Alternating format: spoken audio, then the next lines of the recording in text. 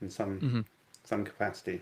So it's Yeah. like this. It just starts. I didn't even notice that it started. And we've started talking. So okay, I don't know. Hello YouTube. Or so this week, this time, it's I can't really say week like I do it every week on a schedule or anything organized like that.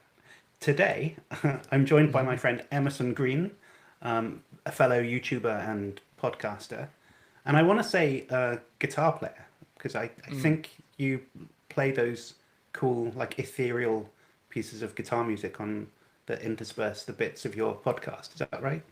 No, I wish it was, but No. it's a Chicanito. It's he has a YouTube channel that I've been following for a long time, but no, sadly that is not me. I do there's a YouTube short where I play guitar for like 5 seconds, but I think that's the only video that I've put out of me playing.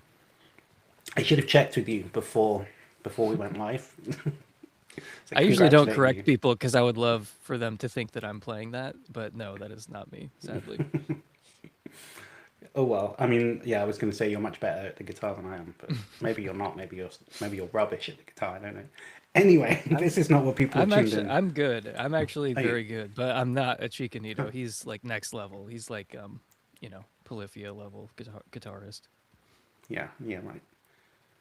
Okay, good. What we're going to be talking about today is it's like a Christmas special or something. It's like a fun Mhm. episode.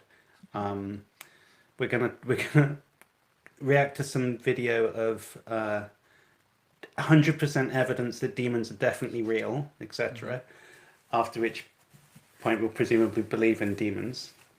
Um, and then after that, we'll answer Braxton Hunter's 10 questions for atheists, and we'll see where we get to. So I guess without further ado, I'm going to start sharing my screen. Unless there was anything you wanted to say to like, cue things up or whatever. No, I think it's great. I mean, I'm happy to be here. I thought this was going to happen on my channel, so I had a whole intro for you as like, the Kalam destroyer Alex Malpass has joined us today. Um, so I'll just It's throw a that in shame. there now. But yeah, that we got to get to I'm ready to have my mind changed and my mind blown on this spectacular evidence for demons that Hugh Ross is going to give us. Physicist Hugh Ross. A Definitely physicist. a physicist. Yeah. All right. Good. I mean, okay. Well, sorry. I'll come on your channel another time, and then you can do that intro that you just said, Mm, but for okay. real. Yeah, okay. Cool. Right. Okay. Let's start with this, which is how. This is how I know demons are real, and this must be the greatest still of any YouTube video ever. I think Jimmy Akin looking kind of skeptical. I want to say kind of maybe borderline pissed off at this point. And Hugh Ross looks like he might be a demon. I feel like he's like one of those Buffy the Vampire Slayer like monster of the weeks kind of looks like that. I think I've seen an episode where there's someone who looks like that. So yeah, right. Without any more glibness, I'm going to continue. Let's just crack on. I guess just like say if you want me to pause it, it's only 5 minutes this, so maybe we can just listen to it. But if you really want me to pause it, just shout and I will. Okay. Convinces you that demons are real? Is it Can you hear that by the way? It's actually coming through. Oh yeah. Yeah, I got the audio. Okay, great. primarily the Bible, or are some of these personal encounters that you've experienced? Is that the main Well, source of? the Bible is a primary source because I can use science to demonstrate that the Bible is inspired and inerrant. So I trust. Okay, I'm already checked out at this point. That's like enough for me to know this is going to be completely insane. I mean, sorry, I can't resist just stopping it at that point. Yeah, that's too much already. What it's got to say on these matters where I don't have the scientific tools. I do have a number of personal experiences, and I know a lot of people in my church and in my travels around the world, especially what I experienced in the Soviet Union, that persuades me, hey, there's actual evidence that we got here beyond what the Bible speaks about. But I'm Would you mind also articulating those experiences? Go. Were you saying something? No. No, No, you I didn't. was Oh, just right. I was smiling smugly. I thought it must have been one of the kind of atmospheric noises or a demon that Yeah, got there's in my some way there. cool music and there's some cool AI generated yeah, we'll see. for me, Well, if for you're able to? yeah, I can do that. I remember speaking in a lecture hall in the Soviet Union. About a quarter of the people in the audience, the moment I walked into the room, they began screaming and yelling at me and screaming and claiming that Jesus was guilty of vile sexual immorality. Now, I've run into people who take the Lord's name in vain, but typically they stop at accusing Jesus of a grossly immoral behavior. But these individuals didn't do that. Moreover, they were yelling and screaming at the top of their lungs, preventing me even to speak. And what I noticed is the other people in the audience basically said, "Oh, they're all demon possessed. That's what's going on here." And I said, "Well, let me come back tomorrow." So I came back the next day, but I brought another scientist with me who was a follower of Jesus Christ. I said, "I just want you to be at the back of the room and just pray that God would silence the demons from interrupting and speaking." So we did that. And these people, and we're talking, like 60 of them, they were completely quiet throughout the whole of the lecture. And these other people in the audience, these physicists, were saying, "We've never seen this happen." They're always yelling and screaming, and now they're quiet. And so that's when they became believers that, hey, there's something more Okay, powerful than the forces this is within where I these had some individuals. questions. And I've seen experience. Yeah, right. This is where I had a couple of questions about this scenario, because that thing he said at the end, where he's like, "Look, I was talking to the other physicists, and they said they're always doing this," and I'm like, wait, hang on. There's a permanent section of demonic hecklers at every physics lecture who are constantly like shouting and screaming and like going ape shit, and it's like someone prays and they just like calm down. But just like that one detail of like they're always doing this. I've never seen them not do this. It's like they should have been kicked out a long time ago. Yeah. Like, how is this a recurring issue for you? Like, okay, so just to recount though, the first bit of evidence is that he was being heckled in the Soviet Union. And apparently he heard, I don't know if they all said it in unison, or perhaps one person said that Jesus did immoral things. Kind of hazy on the details of that exactly, but 25% of the crowd accused Jesus of sexual immorality, together or perhaps individually. And they were always doing this at every physics lecture. It sounds like a very unruly kind of physics environment. I can't imagine they're getting a lot done. But then someone started praying and they all stopped. So this is piece of evidence number one for why I know. Well, technically number two, because the first one is the Bible says so, and then the second one is this the hecklers, the demonic hecklers in the Soviet Union. Yeah, it's very strange, isn't it? I was thinking, well, like, I mean, the Soviet Union is like kind of, I mean, it's the bogeyman often in these evangelical types of it being like an example of atheism. Like if atheism takes over the state, turns into Yeah. Soviet Russia or whatever. So, I mean, maybe they don't like priests like him because it's this atheist super state or whatever. It's kind of pretty good a priori explanation of why they didn't like this guy and why they were saying that, Jesus sucks this or whatever it was they were saying about Jesus, right? I don't know, but it seems to me like it's not necessarily going to be that blasphemous in atheist Soviet Russia. It might even be like expected or something if a priest turns up. I don't know. Yeah, if you've got like a fanatically anti-religious, because even in his story, he's like, oh, it was only like a quarter of the crowd, and it's like, yeah, I mean, I could see like, yeah, some like extremely anti-religious atheist communist like just heckling a guy. It's like, oh, there's this Christian physicist who's talking about how the Earth is 6,000 years old. Yeah, they might heckle him, and then maybe they had their fun and didn't come back or something, or maybe they were like, are we really going to do this again? I have no idea, because like this story is not true. Like he's skating over lots of things. Like I'm sure he went to the Soviet Union and he was heckled. Yeah. Like I'm sure that happened, but like the detail of like they're always doing this. They never stop doing this to everyone who speaks here. Well, is it just to the priests or even to the secular physicist? If another physicist from the Soviet Union steps up, they would also get heckled in the same way? That doesn't sound very plausible, right? That's what he said. I mean, like, if he didn't mean that, then I would need some clarification. But like, It sounds like that's what he said. Like that there's this permanent heckler section that are like influenced by demons, and then finally someone silenced these demons. What they're saying, like exorcist stuff, like you're saying. They finally knocked it off. But yeah, I don't think that Hugh Ross being heckled in like, an ideologically atheist setting is really that weird or like Yeah, evidence of demonic activity. that's right. In atheist Soviet Russia, getting a priest to do a talk at the physics lab is like waving a red flag in front of a bull, right? It's like the thing Yeah. that would piss them off the most.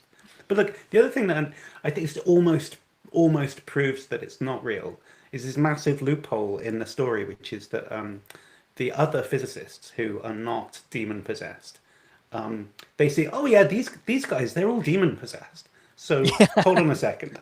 So are they Christian, these guys? Because if they're not Christian, they've just taken on board the demon part of the ontology, but not the rest of it. Like they shouldn't think that if they're not Christians themselves. They should just be like, I don't know what's going on with these guys. They're crazy. But they're like, no, they're demon possessed. Like they're so but the thing is, if they were Christian already, and they think all these guys are all demon possessed, why didn't they think to say a prayer or something?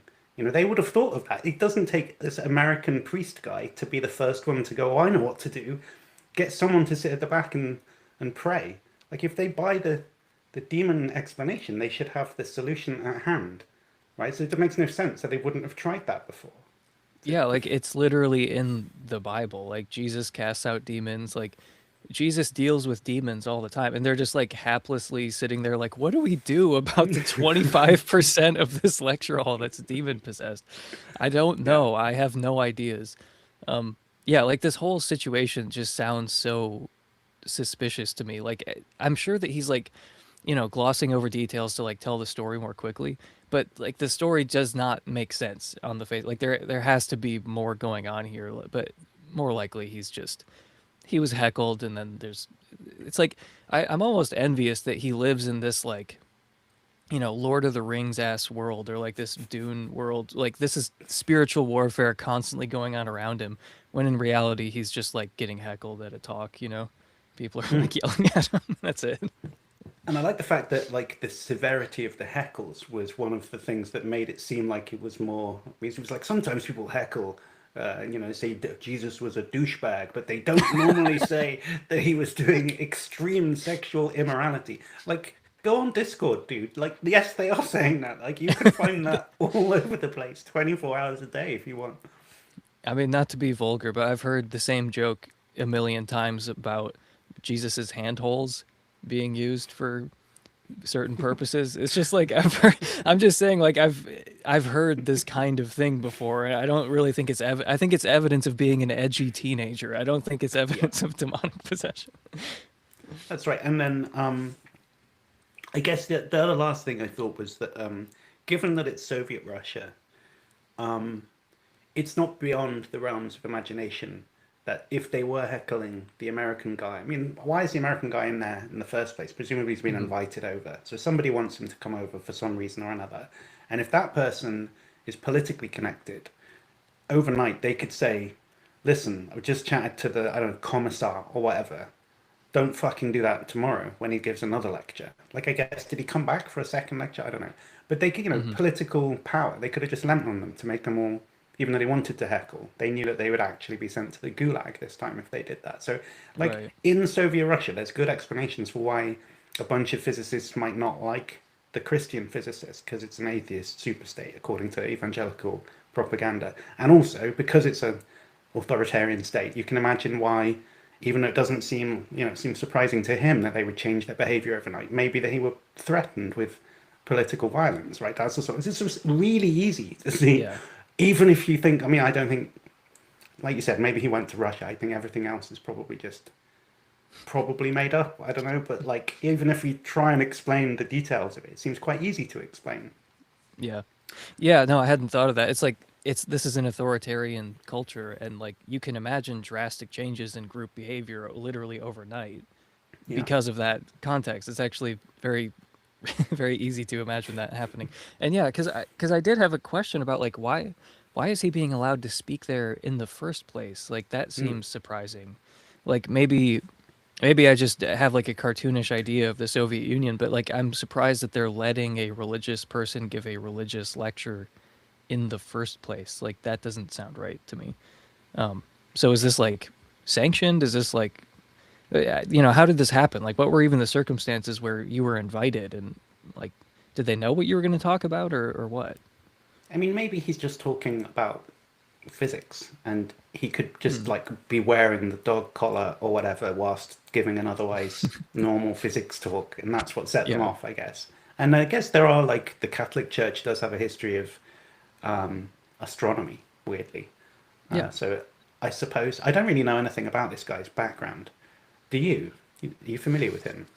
No, I only know him as the UFOs or demons guy. That's the only, and he's like a young earther, I think.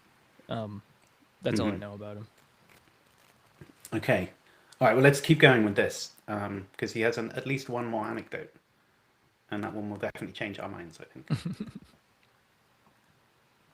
Experiences in the area where I live, near Pasadena, California. I remember walking out of Caltech one day, and this woman, a good 150 feet away, started screaming and yelling at me. And the moment I looked at her, she collapsed and went into the fetal position and started shaking and yelling. And then she began screaming obscenities. And I could tell she was terrified. And that terror reigned within her until I walked away. And this is well documented in demonic literature, that these are some of the classic symptoms of somebody who's demon possessed, quite similar to what you read in the New Testament Gospels when Jesus encountered demons. I remember going into a witchcraft coven, and this guy who was the warlock in the coven said, you think you know the Bible? Give me any verse in the Bible, and I got it memorized. In fact, I got it memorized forward and backwards. So I said, you know what? I believe you. But tell you what, pick a verse out of the Bible and explain its meaning to me. He couldn't do it. He had it memorized, but he couldn't explain the meaning of any verse in the Bible. But he demonstrated supernatural powers right in front of me. He says, look out the window. See that girl there? I can make her do a cartwheel at my command. And so there's a lady in the room. He says, do it now. He did. And she started spinning a cartwheel, and he said, stop. She stopped. So you can clearly see he had some supernatural powers that were enabling to do this. I'm sorry, I can't keep like yeah. That wasn't a supernatural event. A woman did a cartwheel. I mean, that could so easily be. He's the type of guy who would be like, I saw a magician last night, and he clearly had supernatural powers because I didn't have a dollar bill behind my ear, but he reached round and pulled out a dollar bill from nowhere. So he must have had supernatural powers. Like that Dude, could have he been sawed staged. a lady in half. He sawed her in half and then put her back together. Exactly. I could see the toes wiggling from the from the sword of it. Like, oh my god. So this is just insane. I What loved did you? the other example was he saw a woman having like a mental health episode. Like, and that's like he's like, yeah, she was screaming and flipping out, and it's like there's nothing supernatural about that story at all. He's like, yeah, this is a classic sign of demonic activity. It's like, yeah, it's a good example of how people used to think like normal mental health things were like, demonic activity. And like that's exactly what Jimmy Akin said in the debate. He's like, yeah, it sounds like that woman was mentally ill. I don't think we should leap to demonic possession when you just see a woman screaming and she's afraid and like curling up in the fetal position on the sidewalk. That's very sad. And like, I don't know, just saying that this is like demonic possession, I think it trivializes it in a way. And it's also just not the right explanation, as pretty much most Christians, I would assume, would agree. They're not going to think that that's demons. And, that woman needs help and she doesn't need an exorcism. But yeah, it's just Yeah. funny. That whole second example was just a woman screaming. That was it. And then this other example is like, yeah, it's kind of like a magic trick. Like, I can make that lady do a cartwheel, and then like she does a cartwheel. It's like, well, first of all, this guy who Hugh Ross described as a warlock, he seems like if there's a self-described warlock, I feel like he might be, given to like making up tricks, like doing magic tricks, like you're saying. And also, I think that the guy in the witch's coven might not be above, lying or just being like, see that lady over there who I've never met before? She's about to do a cartwheel. It's just like, okay, he might know that lady. Like it would be very easy to set this up, to make like a pretty cool YouTube video or something where it's like, hey, I can make people do things. Hello, person who I've never met before, and then they do something you agreed upon, beforehand. Somehow, I don't think the warlock is above that kind of thing. But yeah, it's just like, I don't know. I'm not feeling very convinced that demons are real yet. How about you? I mean, I like the fact that he wasn't a man who describes himself as a warlock. He is a warlock. Like that's already like we don't need any evidence that demons are real because we've just presupposes that warlocks are real. Like, it's hilarious. I know. I loved the seriousness with which he said the warlock. Like it was a real title, like a real position. Yeah, and it is a witch's coven. It's not just like a flat that somebody lives in. It's a witch's coven. And who let him in as well? It just seemed to be like, well, you just go around. How did he find it? I don't know. It's just there's so much like unexplained context to it. Like, how did you look him up? Was there like a Craigslist like advert for him? Like, how did you find him? I know that there are several journalistic follow-ups that are necessary here about how did you find yourself in the company of a warlock, or how did you find this witch's coven? I have many questions. But yeah, and it's so disappointing that he didn't make the woman like levitate or move through a wall or something. It was just a cartwheel. Like that's what I was. Yeah, I was like bracing myself for like, okay, maybe this will be hard to explain. Like if this really did happen, some lady he like levitates her off the ground, and it's like, no, she did a cartwheel. It's like, oh well, I've never seen clearer evidence before of, evil spirits possessing people. Cartwheels are hard though, so. Well, that's true. I think even if I tried to pull off this stunt, I don't think I would have like, he would have been talking to my wife, and my wife would have like given me the nod through the window, and I would have just fallen over really embarrassingly or whatever. I think, but that doesn't matter because it wasn't actually what she did that was the miracle. It was the fact that it was that he didn't see the cue, right? At the wink of the eye or whatever it was that the person outside was waiting for. Hugh Ross didn't see that, and that's what made him think it was miraculous. So it could have been anything, right? She could have just like sat down in a chair, and he would have still been convinced it was demonic because there's nothing actually supernatural about doing a cartwheel.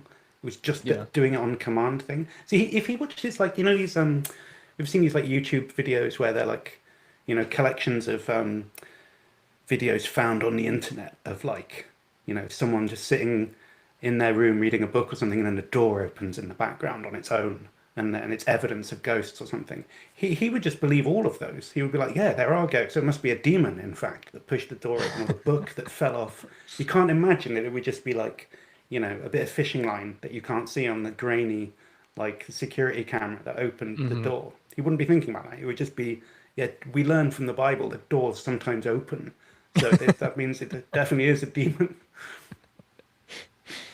Yeah, I mean, I watched this whole debate when it came out, and it was actually kind of frustrating because it's like, two Christians arguing about whether UFO sightings are demonic, and I'm like fully on Jimmy's side where it's like, look, there's no evidence that this, even if you believe in demons, if that's just a part of your ontology, there's actually no reason to think that these things are demonic anyway.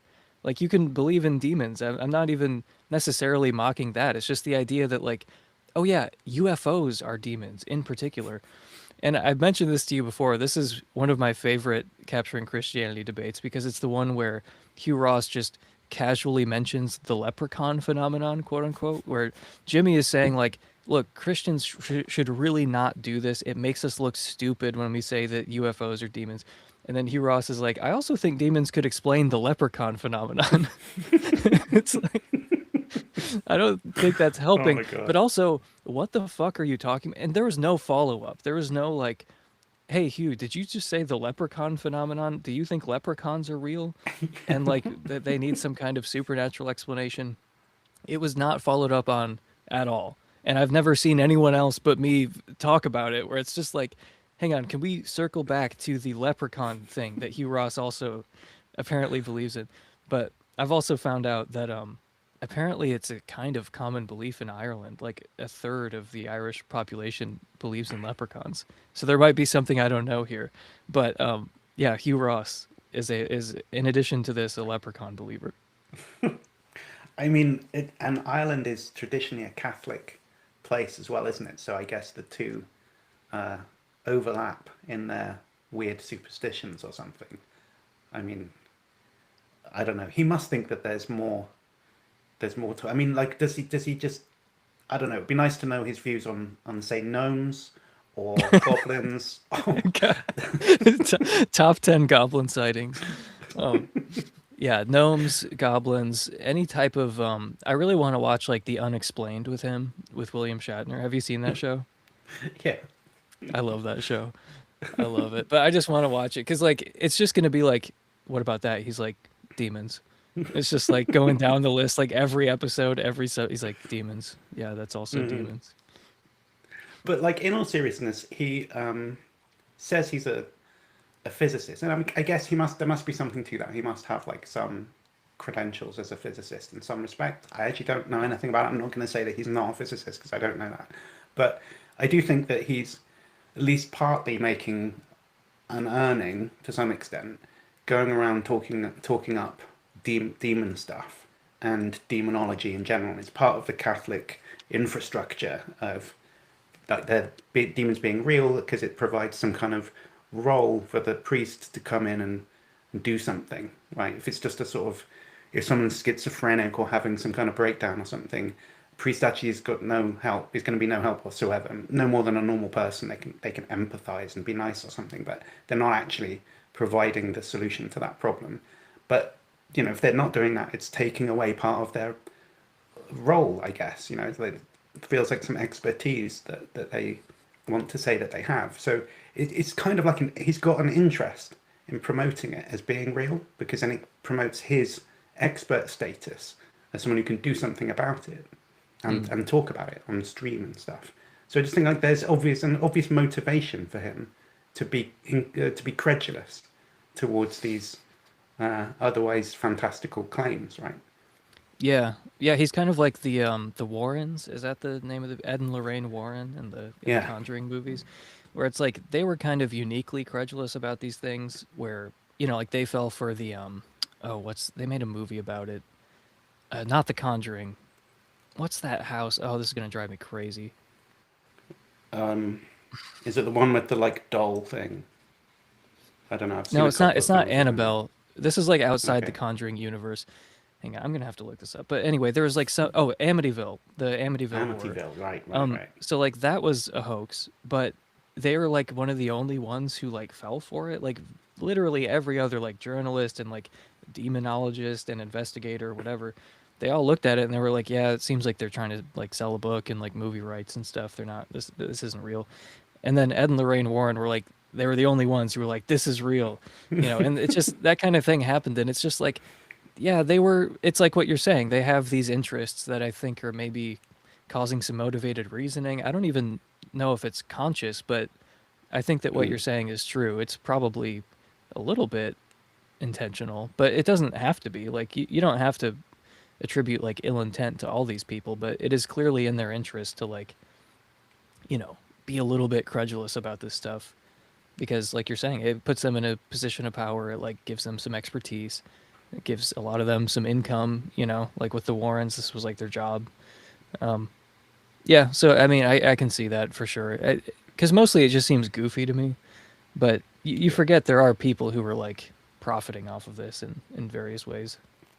And there are people who are like petrified of it being real.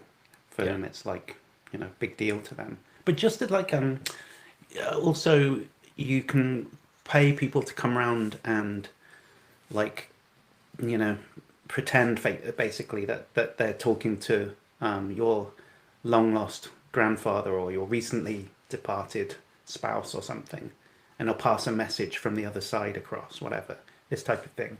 And like, I think, I don't know, maybe some of them think that they're really doing it, some of them know that it's bullshit, but maybe some of them are thinking, I'm helping someone who's sad, and it's not that big a deal. It's kind of harmless or whatever. I don't know, but like at the end of the day, the person on the receiving end of that has a very strong, like, overriding kind of emotional reason to want to believe that it's true. And like, I think that's the same sort of thing that's going on here. If you're already deep into the Catholic law, and you think demons are real, then you're going to be credulous to this guy's story as well. You're going to think that it's, more than we are. I mean, my prior probability that demons are real is basically zero. I'm like almost completely convinced demons are not real. Even, you know, theism is like, I don't know what, I'm going to put a number on it, but like, theism could be true. I mean, I don't think it is, but it could be. Christianity, pretty low probability of that being true. But I kind of think even if I came to believe Christianity was true, I wouldn't just believe all of this stuff as well. Like, I wouldn't start believing in leprechauns and gnomes and stuff just because I came to believe Christianity was true. Yeah. I mean, I feel like you'd have to approach it like it would have to, your prior would have to go up a lot in demons if you accepted Christianity. Like, I am slightly Yeah. annoyed. Like, this is kind of how I was raised to believe that it was like this is a package, you know. But I think Hmm.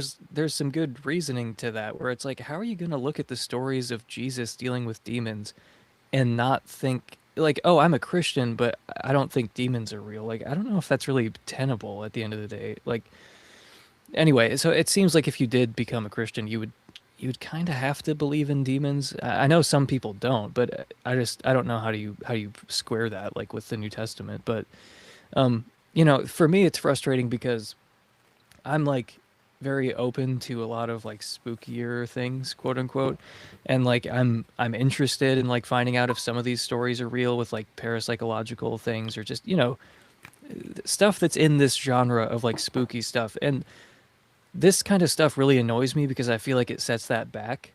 Because Mm. I think there are maybe a couple of things that are not complete bullshit that fall into this category.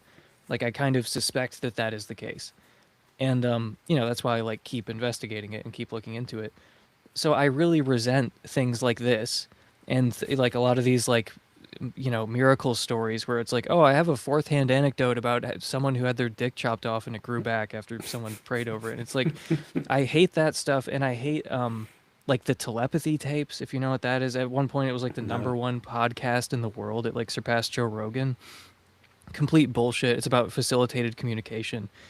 It does not stand up to scrutiny. It's been debunked by parapsychological researchers like Jimmy Akin, by the way. Hmm. But it's like when you flood the zone with this like low quality bullshit, Yeah. like, oh, I just wrote an 8,000 word article about Fatima where a bunch of religious fanatics stared at the sun and then saw weird things. It's like that kind of stuff annoys me a lot, like the same way this demon video does, because I feel like it's setting back that thing that I care about, where I'm like, look, there might be some of this spooky stuff. Like, there might be a couple cases where it's actually not complete bullshit, and this isn't helping.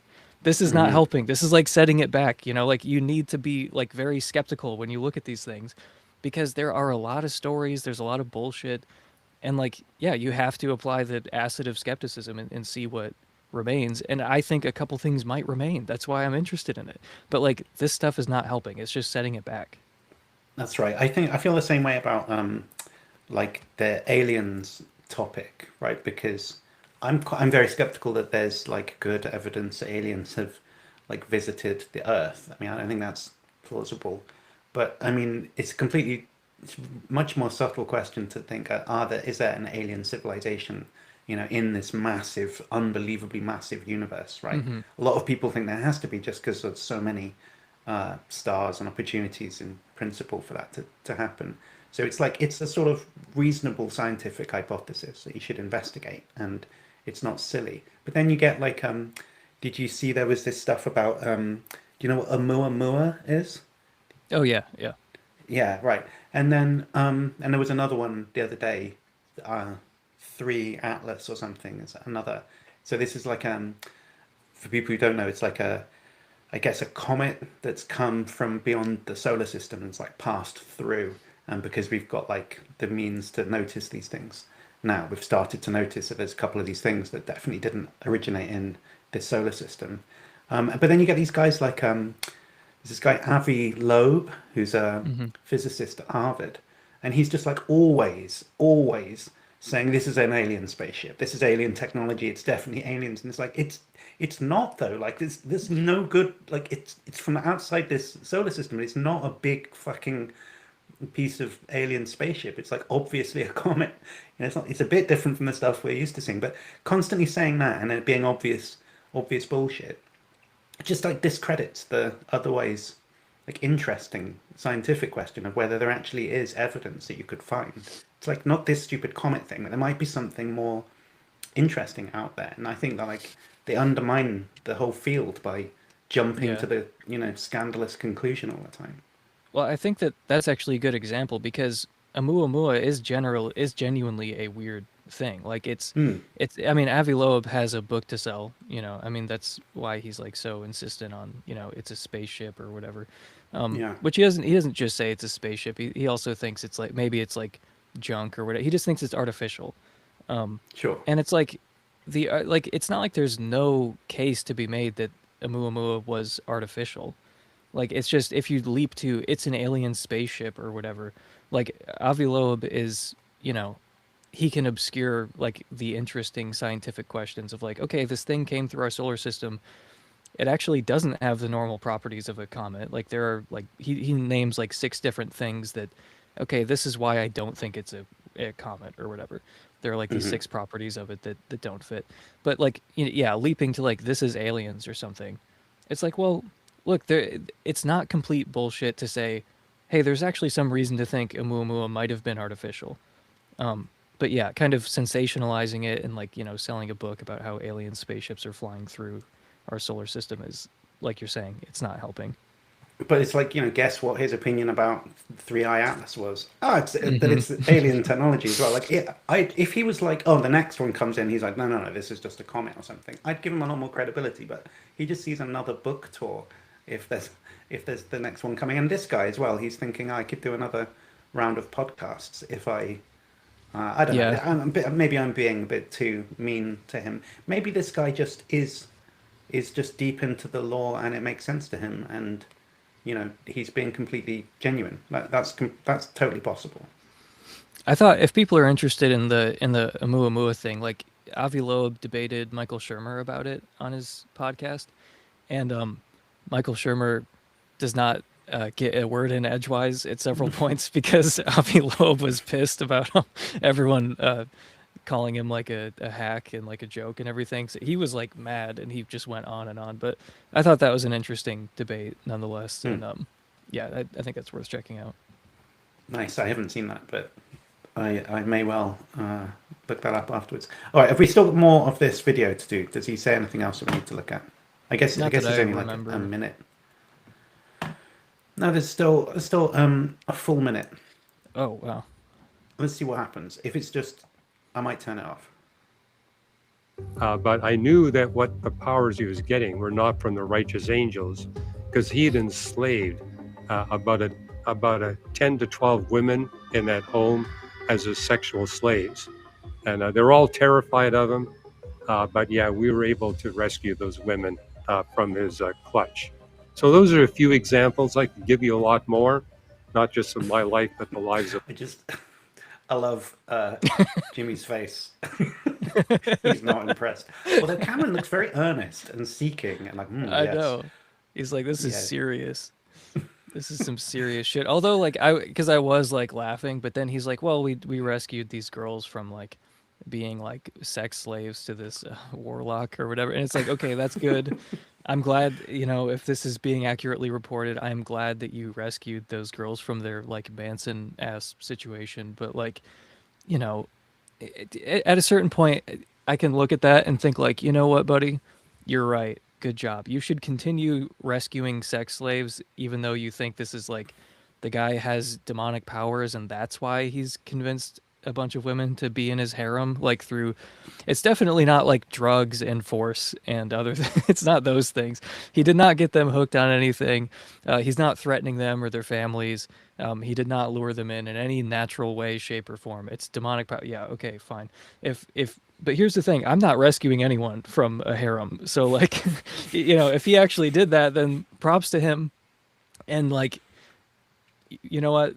Go wild. Go buck wild. You're right. The guy has demonic powers.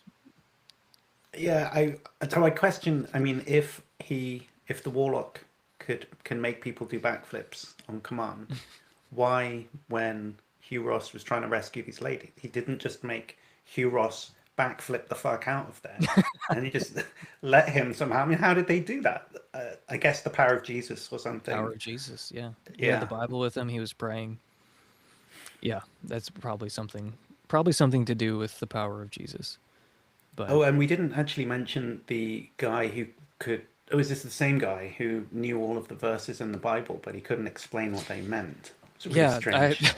he, he's like the Chinese room of the Bible, where he's like, Yeah. I know all the words, I can memorize, like I can recite, and it's like, oh, what does that mean? And then he's like, I can't tell you. Yeah. I remember hearing a story at youth group that was kind of like that when I was a kid, where there was this demon possessed guy, and they said, because in the Bible, I think it says somewhere something like, oh, a demon possessed person or like a demon can't say Jesus is Lord or something. And they were like, hey, can you say Jesus is Lord? And he was like, and like they were like, he couldn't do it. He couldn't do it. And that's when we knew he was demon possessed. So that's like how if someone's trying to buy drugs off you, you just need to ask them if they're an undercover cop because they're not allowed to lie about that. So It's in the that's the way. Constitution. Yeah, good. So I'll remember that next time I'm worried about. Are you a warlock? By any chance? You have to tell me if you're a warlock. It's in the Yeah, Constitution. I don't know. Is there something about not being able to explain the meaning of the verse, though? Is that something you would expect a demon not to be able to do? I mean, it seems like Satan kind of understood when he was quoting things to Jesus. Like, I don't think he was just Uh-huh. like LLM style doing like predictive text. Like, maybe this is relevant. Like, it seems like he understood why this might make sense, even though he was manipulating it or whatever. Like, I don't even think it's biblical to say that, like, oh, demons can't actually understand the Bible. Yeah, because it's weird that if it doesn't come from anything like that. Like it's just a strange thing to think, and like I guess I'm overthinking it, but like, could what if he read a book about what the Bible verses mean? Would he not be able to memorize that book and just say, well, at least according to this theologian, this is what it means, right? Is he forbidden from doing that? I don't get it. So The yeah, the whole thing psychophysical for me, laws of demons, it's a whole different set of psychophysical laws for demons, and they're very right? complex. Yeah. Yeah, okay, good.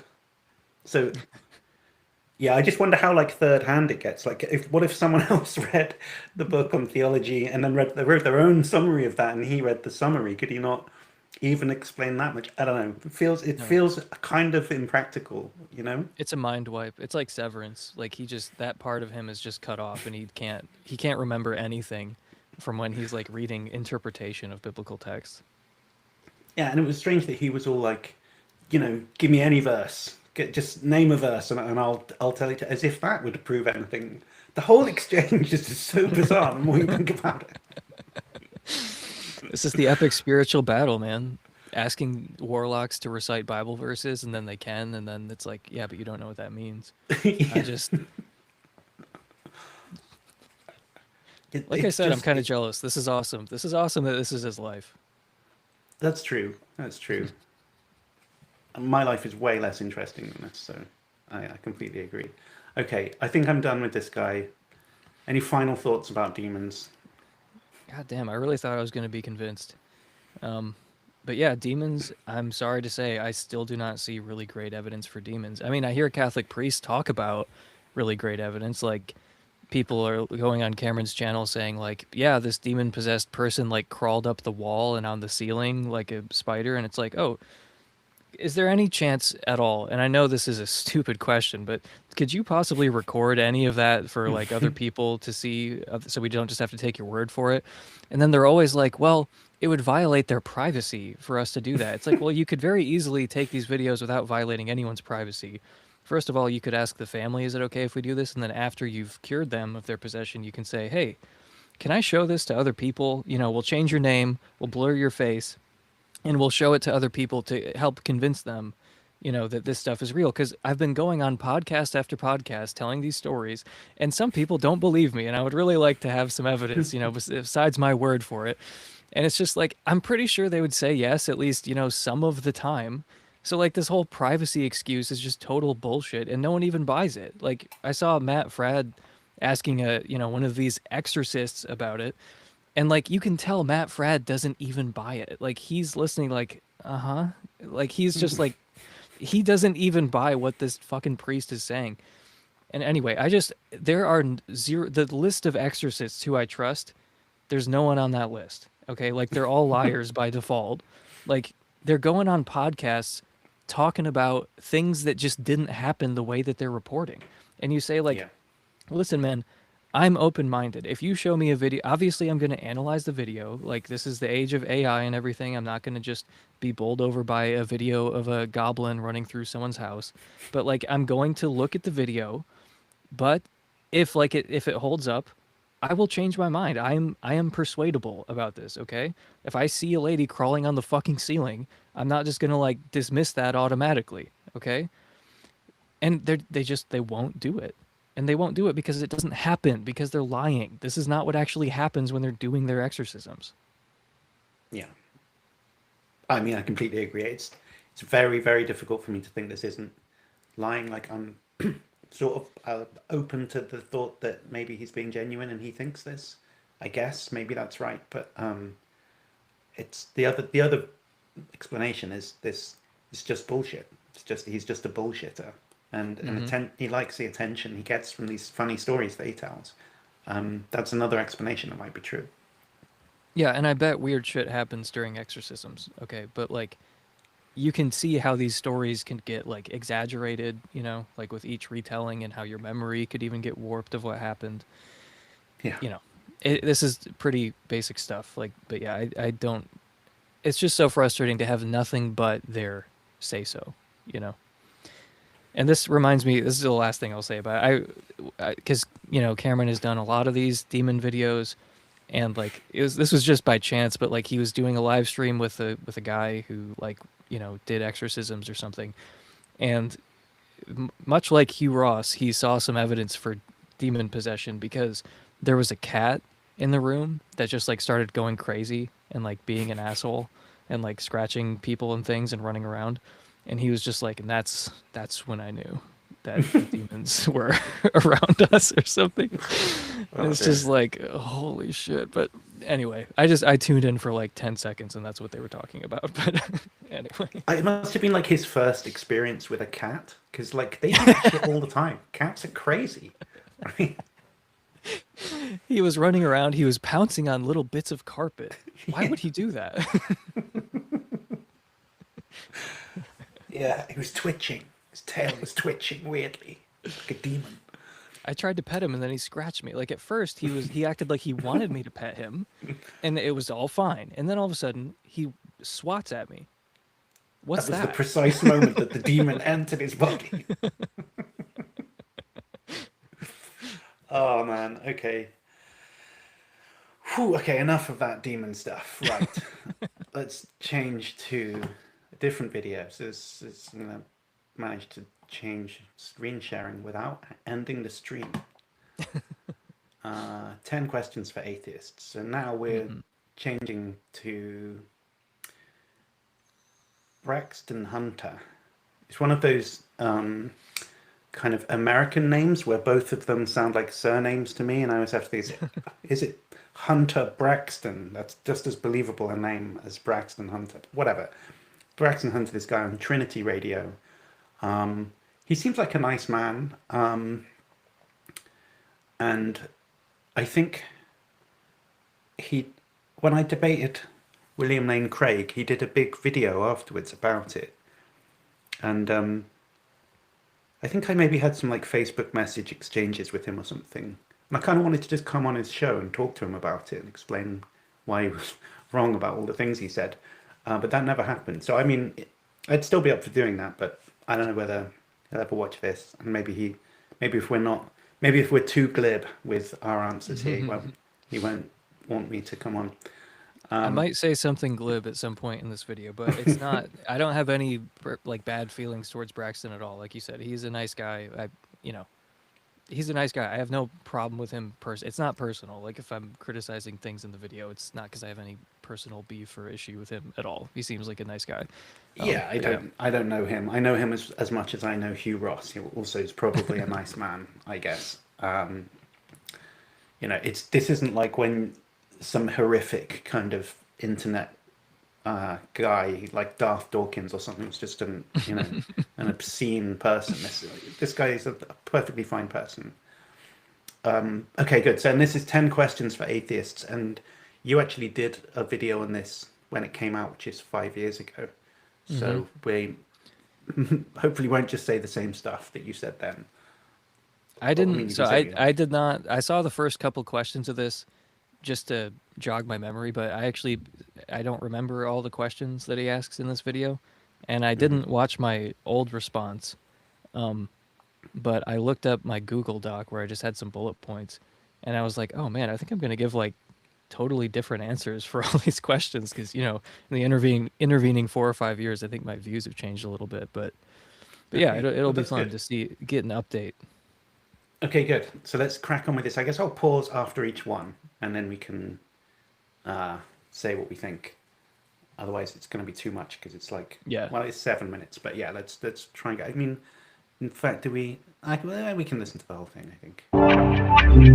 The worldview discussions space can be so combative.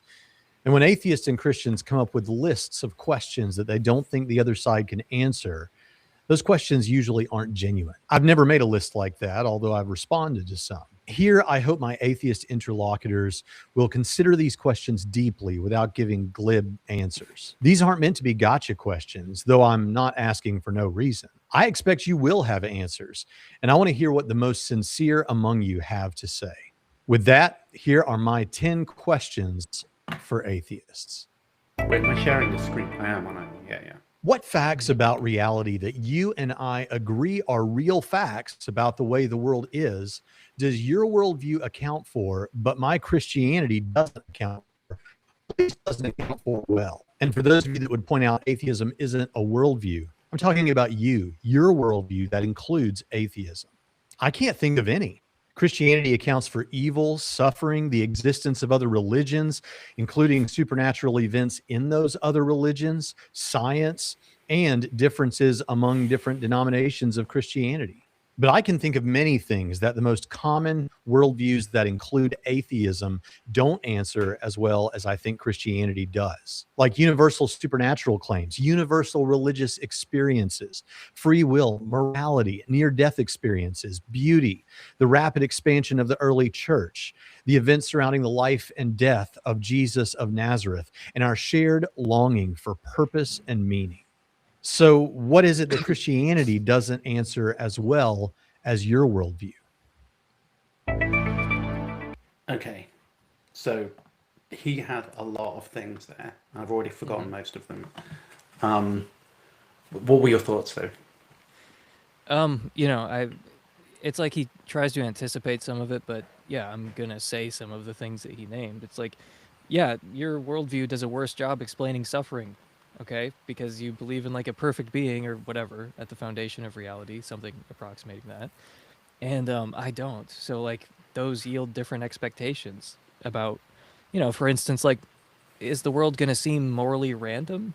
Or is there going to be seemingly some kind of moral order and justice to the world? Like, these things don't yield identical expectations. If you, like hypothetically, if you're defending the hypothesis of indifference, then you expect a pretty much morally random world. If you think that God is at the foundation, then you don't really expect the same degree of moral randomness. Okay, well, the world looks pretty fucking morally random to me. So, like, that's some evidence for atheism over theism. And it's like, that just seems totally obvious to me. I don't know why anyone would even deny that or be so cocky about, like, there's nothing that your worldview can explain better than mine. It's like, really? You can't think of anything with evil or moral randomness or, like, the existence of flesh-eating bacteria or something? You don't think that's maybe a little bit more expected on, like, in a universe that's indifferent to pain and pleasure and good and evil and suffering and the rest of it? Maybe you might expect flesh-eating bacteria more than in a world that is designed by God, perhaps. Really? Like, you can't see that at all? Like, I don't know, like, the problem of evil, in my view, is, like, such a ridiculously successful philosophical argument, it's like, come on, like at least throw me a bone with the problem of evil a little bit. But I also think that divine hiddenness probably better explained by atheism than theism. Um, you know, religious diversity and discord, like, and again, it's not that these things can't be explained by theists. It's just like, do you think it's a little more expected? Like, if God doesn't exist, well, yeah, I think divine hiddenness is maybe a little bit more expected in a world where there's just not a God than in a world where there is a God who is, for secret reasons, remaining hidden. Pretty Yeah. obvious. Yeah, I mean, like it's unclear exactly what the metric is. Like you said, there could be an explanation for those things. Is he saying all that needs to be is a possible explanation on Christianity, and that's the bar he's saying he can clear, and there isn't even a possible explanation for some of those things, like, I don't know, the success of the early church, right? There's not even a possible explanation on atheism. Surely the bar can't be that low that he thinks he can clear it by just saying there's a possible explanation. It must be, like you said, something more about the balance of probabilities, right? So, and if that's the case, it's really hard to see how he's just saying, oh well, that bar is easily cleared on Christianity when it comes to problem of evil. I mean, like, what? So, unless is he running this idea? I don't know enough about how he runs these other arguments, but do you think he's thinking evil only makes sense if God exists or something, and that's how it doesn't even make sense on atheism? Yeah, he might That's the best be I can doing do. some Frank Turek jujitsu there on well, actually evil is evidence for God, but yeah, I mean, barring that, I don't know what he would be thinking, because yeah, you're right, it seems like there's this kind of almost equivocation where it's like, well, I'm basically saying that Christians can explain this, like there is a coherent explanation of X, Y, and Z, and it's like, yeah, I never said there wasn't, like of course there is, but is he saying that the reverse is not true? Like the miraculous 4% per decade or whatever it is, like growth rate of the early church, it might have been 40% per decade, 4% annually. I remember reading Bart Ehrman about this recently, where he's talking about the growth of the early church and kind of how he thinks that happened. It's like this mimetic combination of evangelism and exclusivism, which was unique in that world. Like Jews were exclusive but not evangelical. Pagans were not like anti-evangelical, but they weren't exclusive. So it's like you start worshiping a new pagan deity, you don't have to stop worshiping all the other ones. Yeah. Like it is for Christians. So like when Christians convert someone else, as Christianity grows, paganism shrinks, and it didn't work that way, in the pagan context.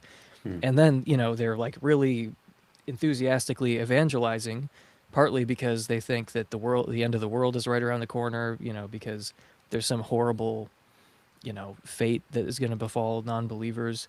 I think, what's his name? Ramsey McMullen called this the only sadistic literature I'm aware of in the ancient world. Christians talking about people who are gonna, go to hell or whatever for not believing, or whatever reason they're going to hell. But it's like, okay, so there's kind of the rudiments of an explanation of how the early church might have grown. Like it's this totally unique, innovative combination of evangelism and exclusivism that Bart Ehrman talks about in his book about this. And, could that explain a 4% annual growth rate? Yeah, probably. I don't know. It seems plausible. I don't know if God had to intervene for that. And also, like, this totally miraculous intervention led to like not quite 1/3 of the world being Christian, and that's if you include everybody, like everybody. So, I don't really know if divine intervention is the best explanation there, anyway. Yeah. And I mean, like, it seems like you brushed over religious diversity as well, which I don't really understand why, if Christianity is true, why he tolerates people who can be as wrong as, like, Taoists or whatever. They're not even close to the truth if Christianity's right. And there's loads of them, and they've been around for like thousands of years as well. And like, why not just like nudge them towards the one true faith?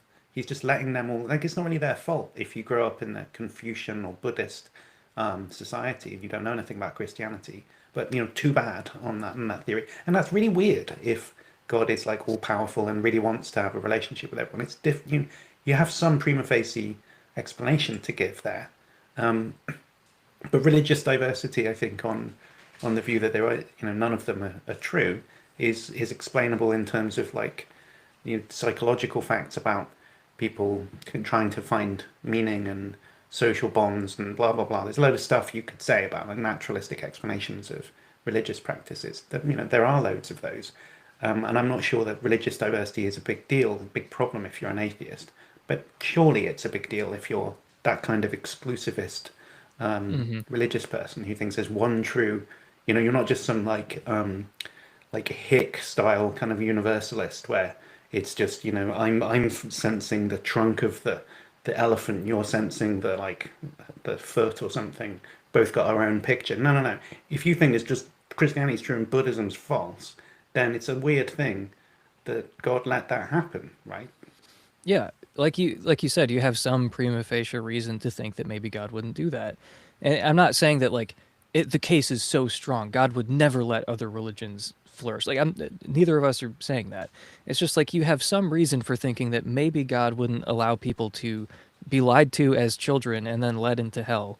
Like if you're some kind of inclusivist or like universalist, like you can kind of more easily explain why God does not seem too pressed about getting people on the right page theologically. But if you're not those things, and I somehow doubt Braxton is those things, then you have some problem on your hands, at least like relative to a more naturalistic worldview, where asking why different religious views evolved is like asking why different cultural norms evolved. Or just being like, hey, why did different animals evolve, in geographic isolation? It's like, well, they have different environments. They're like geographically isolated. There's different pressures, and then they have different characteristics. It's like the same thing psychologically and culturally. It's like, oh, why do they do this thing in China and we do this other thing like in America? It's like different religious views is equally difficult to explain as that, which is to say, not at all. It's like, it's exactly what you'd expect. It's not weird at all. Like there's nothing to explain really. But if you're a theist, there's more to explain. It's harder to explain why God is letting these people be led into, eternal conscious torment or annihilation or whatever, because they're going to fail the theology test at the end of their life. So, that seems like a much bigger problem for you if you're a Christian than if you're like a naturalist or something. Yeah. And there's one I thought of that's not on his list, which is like grief. Like I don't really understand mourning a dead person if you think that what has happened is that they are basically still alive, but in heaven, in the best possible place. Like what are you sad about? So the explanations don't fit the level of grief. Like grief when you lose a loved one, it's like a super intense, horrible emotion that just like happens to you or whatever. But if Christian metaphysics is correct, just snap out of it. Like you're being irrational. Like shut the fuck up crying. Like the best thing that could have happened to them has just happened. Why are you crying? And the only explanation it seems to me is it's like that. Well, you're going to miss them, aren't you? Like if you don't see, there might be 30 years till I'm in heaven or something. I'm not going to see them for 30 years, but two things about that which haven't really like flaccid, right? Like the first is that when I go there as well, if all of this stuff is true, we'll both be there for an infinite amount of time. So like the 30-year gap is going to pale into insignificance. So like just suck it up, stop crying. Like it doesn't actually matter that much because of the infinity. It's going to wash away however much time it seems like now. So that doesn't seem like a sort of plausible thing to bring into it. The other thing is it's like a kind of like if you someone say this analogy once where it's like if you drop your kid off at university or something or college or whatever, and you're sad when you drive away because of like it being a big change, even if they're in a better place now, going studying, whatever they want to do with their life and stuff, you're sad as a parent that like that bit of your relationship with them is over or something. But like I can sort of imagine it kind of brings a tear to your eye thinking about that, whatever. But like that type of, it's almost melancholy. It's not like the terrible grief, like emotion that you have. It's not comparable. It's not like a substitute where you could say, when somebody that you love dies, that you feel a bit like when you drop your kid off at college. It feels like it massively underplays the emotion. So it just seems to me, prima facie, if you think heaven is real and that the people you know who die definitely go there, I guess the other thing is you might be worried that they've not gone to heaven. But then you should be 50-50. You should only really be sad if you're convinced that they've not gone to heaven or something, right? I mean, that kind of makes sense. But yeah, grieving someone who you think is in heaven makes no sense. And at the very least, it's prima facie something you've got to say to explain if you're someone like Braxton, who I imagine believes heaven is kind of like being alive, but better. Yeah. Yeah, no, those were my two objections actually. As you were saying that, you kind of convinced me, like, because yeah, I was thinking like, well, they're gonna miss them because it's gonna be like 30 years before they see him again. Like that would make me sad too. And it's like, yeah, like the analogy with dropping your kid off too. But you're right. There's a discrepancy with the emotion that you're actually feeling. It's not like the kind of melancholy or sadness. It's like grief is a whole other animal, you know. And I've never felt grief, so I just have to like take people's word for it. I've like no one close to me has died somehow. I'm like 30 and this has never happened to me. It will someday unless I die first. But like, you know, someday I'm going to have to confront this like in a first person kind of way. But right now I hear what people say about grief. And I'm like, okay, this seems like a completely different emotion than dropping a kid off at college and missing them or something, or like feeling melancholy.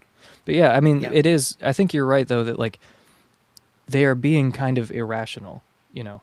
And I guess if I were still trying to defend the Christian position, I would say like, yeah, people are irrational and like they're overwhelmed by their like biological instincts, which is like, you know, avoid death or whatever, and like grieving the people who are close to you. It's like, so I could even like, if I were going along with this, you know, dialectic, I might be like, okay, maybe you're right that it's irrational, which is maybe more than they want to grant. But it's like, okay, yes, it's irrational, but humans are irrational. And like the reason is because, you know, we have these like biological urges that are kind of overwhelming. Like, oh yeah, I can see that you're right. Like they're in a much, much, much better place right now. It's actually great that they're dead. And, you know, soon I'll join them. But like, you know, I'm not biologically programmed to feel that way. So it's like, you know, I have this awful set of emotions. I guess that's what I would say if I were trying to defend it. That just seems to like open up a new question then, which would be like, why did God make us so that we are predisposed to this completely irrational and unnecessary sense of grief when somebody dies? That then becomes a mystery that you'd have to explain. Yeah, that, you know what that is? That's psychophysical disharmony. Yeah, That's true. that's an irrational mismatch between our mental states and the reality of the situation. So I have one more, right? I don't think I'll be able to explain this in enough detail to do it justice, because I think I might even try writing a paper with this as the idea. But I had this idea the other day that like on some versions of Christianity, you have like a soul that survives death, right?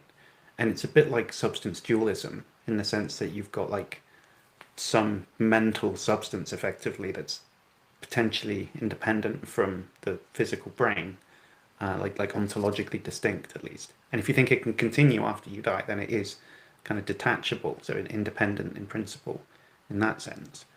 But then I kind of feel like, I'm not really sure about this inference properly, but if my soul can exist after my body dies, like in heaven or whatever, then it feels like it could have been embodied in a different body instead. Like maybe when I get to heaven, God has like a new body waiting for me. And it's a bit like an avatar or something.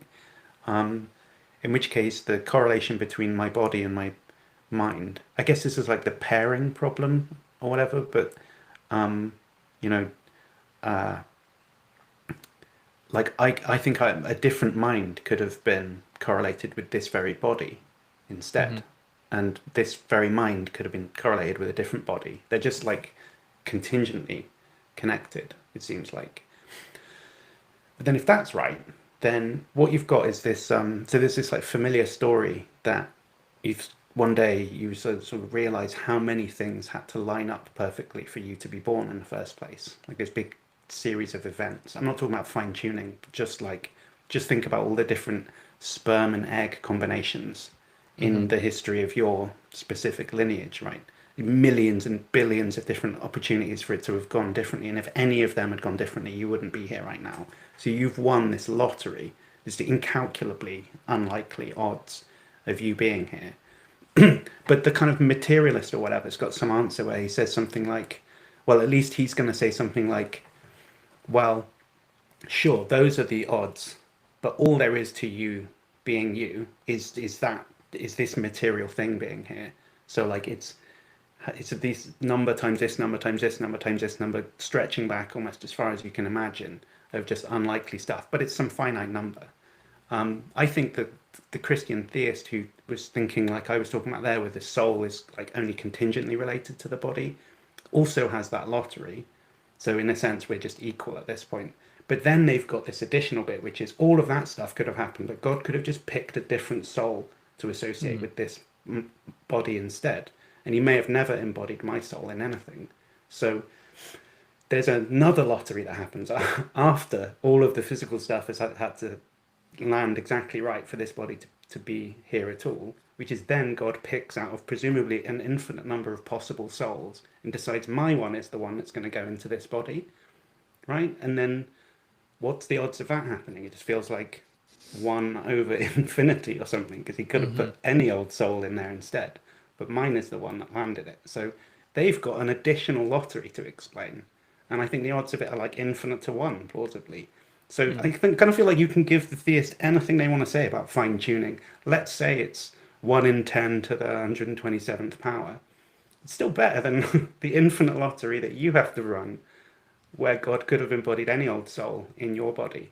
Whereas the materialist just says, well, that's all there is to me, is this body. So there's nothing extra for them to explain. So there's like, I don't know, that's a bit too technical. Braxton Hunter isn't expected to sort of think all of that through, I suppose. But that seems to me another challenge that they've got, that the atheist, or at least materialist, doesn't have. Yeah, there's some questions about personal identity there that I don't know the answer to, but it's like that would be an interesting, response, I guess, to like the anthropic argument, if you're familiar with that. But yeah, that's an interesting thought, because now I'm thinking about like the generation of souls. Like, okay, how does this work? Like, because when you say God picks out this soul, I mean, our soul's eternal, and then God is like choosing this one that already exists to be embodied, or is he creating them ex nihilo? And this is a debate in Christian theology. I think it's like Traducianism. I don't know if I'm remembering that correctly, but there's like a dispute over whether the soul always existed and it's kind of like passed on from like person to person, or if it's like there's like a new soul that like is generated ex nihilo. So it's like the only sense in which it's being picked out is like, epistemic probability, like, oh, it could have been any soul. But the thing is, like, when I'm thinking about, okay, I'm in this scenario, I'm a substance dualist, and I'm thinking like, wait, what does it mean to say my soul other than, this is my mind, like this mind right here? Like, is there something specific about mind that really distinguishes it? Because I don't know how much I want to place like psychological attributes into the soul, like, or how much I want to attribute that to the body and brain and everything. Like, yeah, maybe like phenomenal consciousness, like, yeah, the soul is the seed of phenomenal consciousness. It's the reason it's like anything. But to what extent are like my cognitive and psychological attributes residing in the soul? Because maybe all souls are kind of like, they're exactly identical at the moment of generation. And it's when they're embodied, it's like what makes it your soul is that this is your point of view and it's not anyone else's point of view. But there's nothing actually distinct or unique about your soul prior to embodiment. So it's like there's not really a distinction between souls, I guess, is what I'm saying. Like, that seems like a possibility where they're all I the think same. Well, I thought of that sort of idea as well, but I think I want to say about that something like so suppose you have this story where you live some 80 or whatever it is, and then you die and you go into heaven. Well, there better be some fact about this soul waking up in heaven that means it's identical to that soul that just passed away on earth. There better be something that's in virtue of which this thing is the same thing as that one. It can't just be that all souls are the same, like photons or whatever, where they're just interchangeable. There's nothing about them that's different. It has to be my soul that wakes up. Yeah. Because if not, well, then I don't in mean what they're sense did like I even survive that? they're not numerically identical. It's just like they're, you know, they're identical in every sense, but like numerically. So like they're like, this is my point of view, and then my point of view will resume, you know, in heaven. But like, you know, my soul is numerically identical to my soul and not, you know, to yours, but they're qualitatively identical when they're like unembodied, is more what I was thinking. Yeah, but then I think it could have, like, I want to say something like, before I was embodied, God could have picked your soul and put it in my body instead.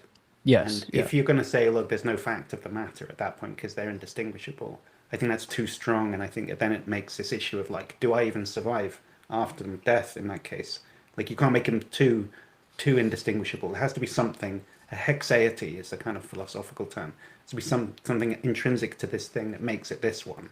And as long as I've got that, I think then I can run this sort of lottery argument. But anyway, it's kind of speculative. But I thought it was something I've been thinking about Yeah. recently. No, it's super interesting. I'm just thinking like, why wouldn't it be enough just to say like, look, what I really am is a mind. It's like this point of view, and if that point of view continues and it's this point of view, why is that not sufficient to say that like, yeah, I survived? And it's true that I could have been embodied in your body, but then my point of view would have been, you know, like there'd be a Hmm. reliable set of causal connections between my soul and your body, but I would still exist. It would still be my point of view. But what if God just chose to embody a different mind in your body and just not embody your soul or mind at all? That seems just as possible. And I don't see why you can say that's not possible, but all this other stuff about Yeah. surviving after death and blah, blah, blah. So it just feels like Yeah. there's I some do think that's chance that he possible. didn't pick my soul It is, and everything yeah, else I is feel the like it is same. possible for like a soul to be unembodied and just kind of exist, but have no experiences because it's not being, there's no causal connection between it and anything else. Maybe that's like something, maybe it's not, but there wouldn't be any content, I don't think. Maybe it's But yeah, just a it's merely interesting. possible soul or something. It's not actual. Nonetheless, it could have been actualized, right? So if you want to say it doesn't exist, it's creation ex nihilo. That's not like they're sitting on some shelf or something and he's choosing which one to put in a body. Maybe none of them exist until he puts them in a body. But still, he had a choice. Which one out of all the possible ones shall I Hmm. make? I'll make the one with the hexaity of Alex instead of the hexaity of Emerson, whatever. Hmm. And I just feel like it's hard to deny something like that in this picture. Yeah, especially I would say if you try to start putting some baggage in the soul where it's like, oh, actually, a lot of your psychological attributes are, you know, they reside in the soul actually. You know, like because Mm. people make the argument from reason, you know, they try to say that like certain aspects of cognition are actually immaterial. It's like, okay, so now the soul is doing more than, you know, what I was saying a moment ago. And like the more you add to that list, the more I think your argument makes sense, at least like, you know, prima facie, where it's like, yeah, this is really my soul. Like you can choose between a bunch of different souls. If, you know, the more they do, then, you know, the more distinct they seem. And it's like there's a really concrete sense in which this is mine and not yours. They're not just Yeah. like identical before they're embodied, you know? Hmm. So there's another one basically. TLDR. There's another one. So I think because we've only done one of his questions and there are 10. Hmm. Sorry.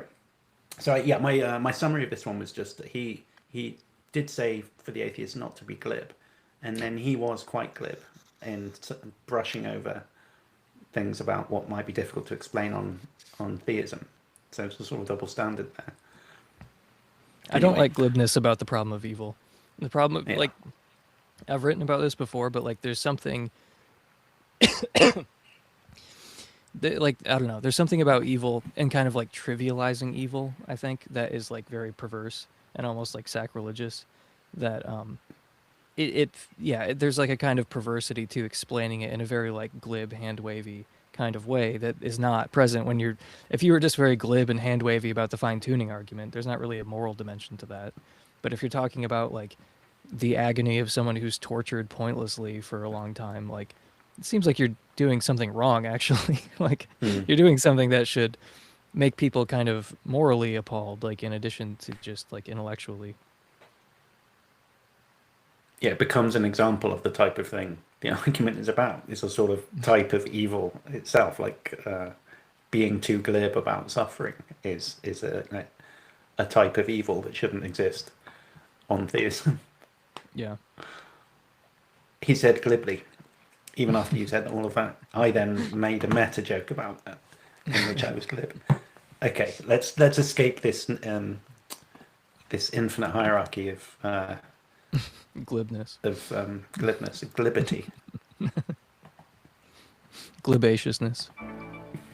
If your definition of atheism is merely that it's a lack of belief in God and you're just waiting to be convinced, but then you speak of him as though he's in some way synonymous with Santa Claus, the Easter Bunny, or fairies, doesn't that at least send the message to your listeners that you actually believe that there is no God? After all, these are entities and beings that you likely believe do not exist. And if your response is that you merely lack a belief in Santa Claus and don't actively believe that he does not exist, doesn't that sound a little disingenuous, honestly?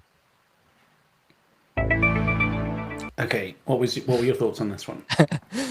Yeah, I mean, I agree with him fully. It does sound disingenuous to me. Like, this is something that you hear. Like, speaking of leprechauns, like I remember listening to the Atheist Experience once, and Tracy Harris, who was like, oh, I view God the same way I view like leprechauns or unicorns, and she's like, I'm not saying that to be rude. I'm trying to communicate to you, like, psychologically how it seems to me, like how it feels for me when I'm talking about God. And it's like, okay, so she's reporting her psychological states. But imagine someone who, I don't know if she's a atheist or not, but like, imagine someone who says something like that. Seems like the kind of thing a viewer of the Atheist Experience might say. And then they go, oh, no, I don't. I don't think it's not the case that God exists. Like, I don't think it is not the case that God exists, or it's the case that God doesn't exist. It's like, no. I just lack a belief in God. It's like, that's bullshit. That's not true. That's not an accurate reporting of your psychological states. So that's like one problem of like 7 that I have with lacktheism. It just doesn't seem like it's true that I think what they're actually doing is they don't know how to make the case for atheism. That sounds hard. It sounds hard. Like they're not, because they have all these other things in their head too. Like you can't prove a negative or whatever. And they're like, oh, I don't even know how I would go about giving evidence that something doesn't exist. Like that sounds hard, maybe impossible, which it's not, but they're like, I don't know how to do that. So then they build up this like elaborate artifice of epistemology that's just like, well, the best argument for atheism is actually that all the arguments for theism fail, and you have the burden of proof because you're making the positive claim. And the only way to undermine this is if you give a randomized controlled scientific experiment that God exists, and that has not yet been done. So, ergo, I can be an atheist. And it's just like, yeah, I think all of that's confused. Like that's really what all of this is coming down to. Like, why are they saying this thing that's not true? It's because they don't know how to give a positive case for atheism. That's why they're saying it. That's pretty much what it comes down to. But I have other problems with lacktheism too. But I'll pause and ask what you think about that. Well, yeah, no, I completely agree with that. I think it's, again, it's one of these ones where is it disingenuous? I don't know. It might be that there's a sort of collective confusion about the epistemology that's relevant to this. I think actually maybe one explanation is to do with remember how you were pointing out the two things about Christianity according to Ehrman that might explain its rapid rise. One of them is exclusivity and the other one was evangelism. And it's true that Christianity, unlike other religions like Judaism, isn't exactly evangelical, or even Islam isn't trying to win you over necessarily, but or at least historically they were cool with you not converting necessarily, whereas the Christians are always trying to get you to believe the same thing that they are. And like if that's the context in particular, you've got people knocking on your door like, have you heard the good news, that type of thing. Well, if they are like intruding on you, and if that's the sort of thing that's happening, then I think you can just be like, well, come on and prove it to me. What shoot your best shot and try and convince me. And if that's the kind of dialectical context, you can see how you'd lazily sort of get into thinking, all I have to do is not be convinced by what they're telling me, because he's the car salesman trying to get me to buy a car. I'm not trying to sell him a car. That's what's going on here. So it's kind of like they get confused in thinking that sort of like they think that the explanation for that is to do with whether or not the claim is an existential quantification. You know, there is a thing such that it's God or something, and because I'm not saying there is a thing such that it's God, I'm saying it's not the case that there is a thing such as God. That's what's actually driving whether or not you have to give an argument for it, and that's just completely mistaken. It's like the positive claim doesn't mean the existential quantification is like positive. It means that like you're saying something to someone. So if you're saying to someone, I don't believe, or if I'm an atheist or something like that, if you're, well, in particular, it means like if you're having a conversation, like a back and forth, and at some point in the conversation, you might make, you might take the initiative and say, X, whatever that is. That's you like now having a burden of proof or whatever. You have to substantiate the claim that you've just made, and it doesn't matter whether that claim is that something exists or that something does not exist, right? It's just, are you at this point asserting something in the conversation? Because if you are, that's the burden of proof. That's all the burden of proof is. So yeah, I think they sort of confuse existential claims with burden of proof. Yeah.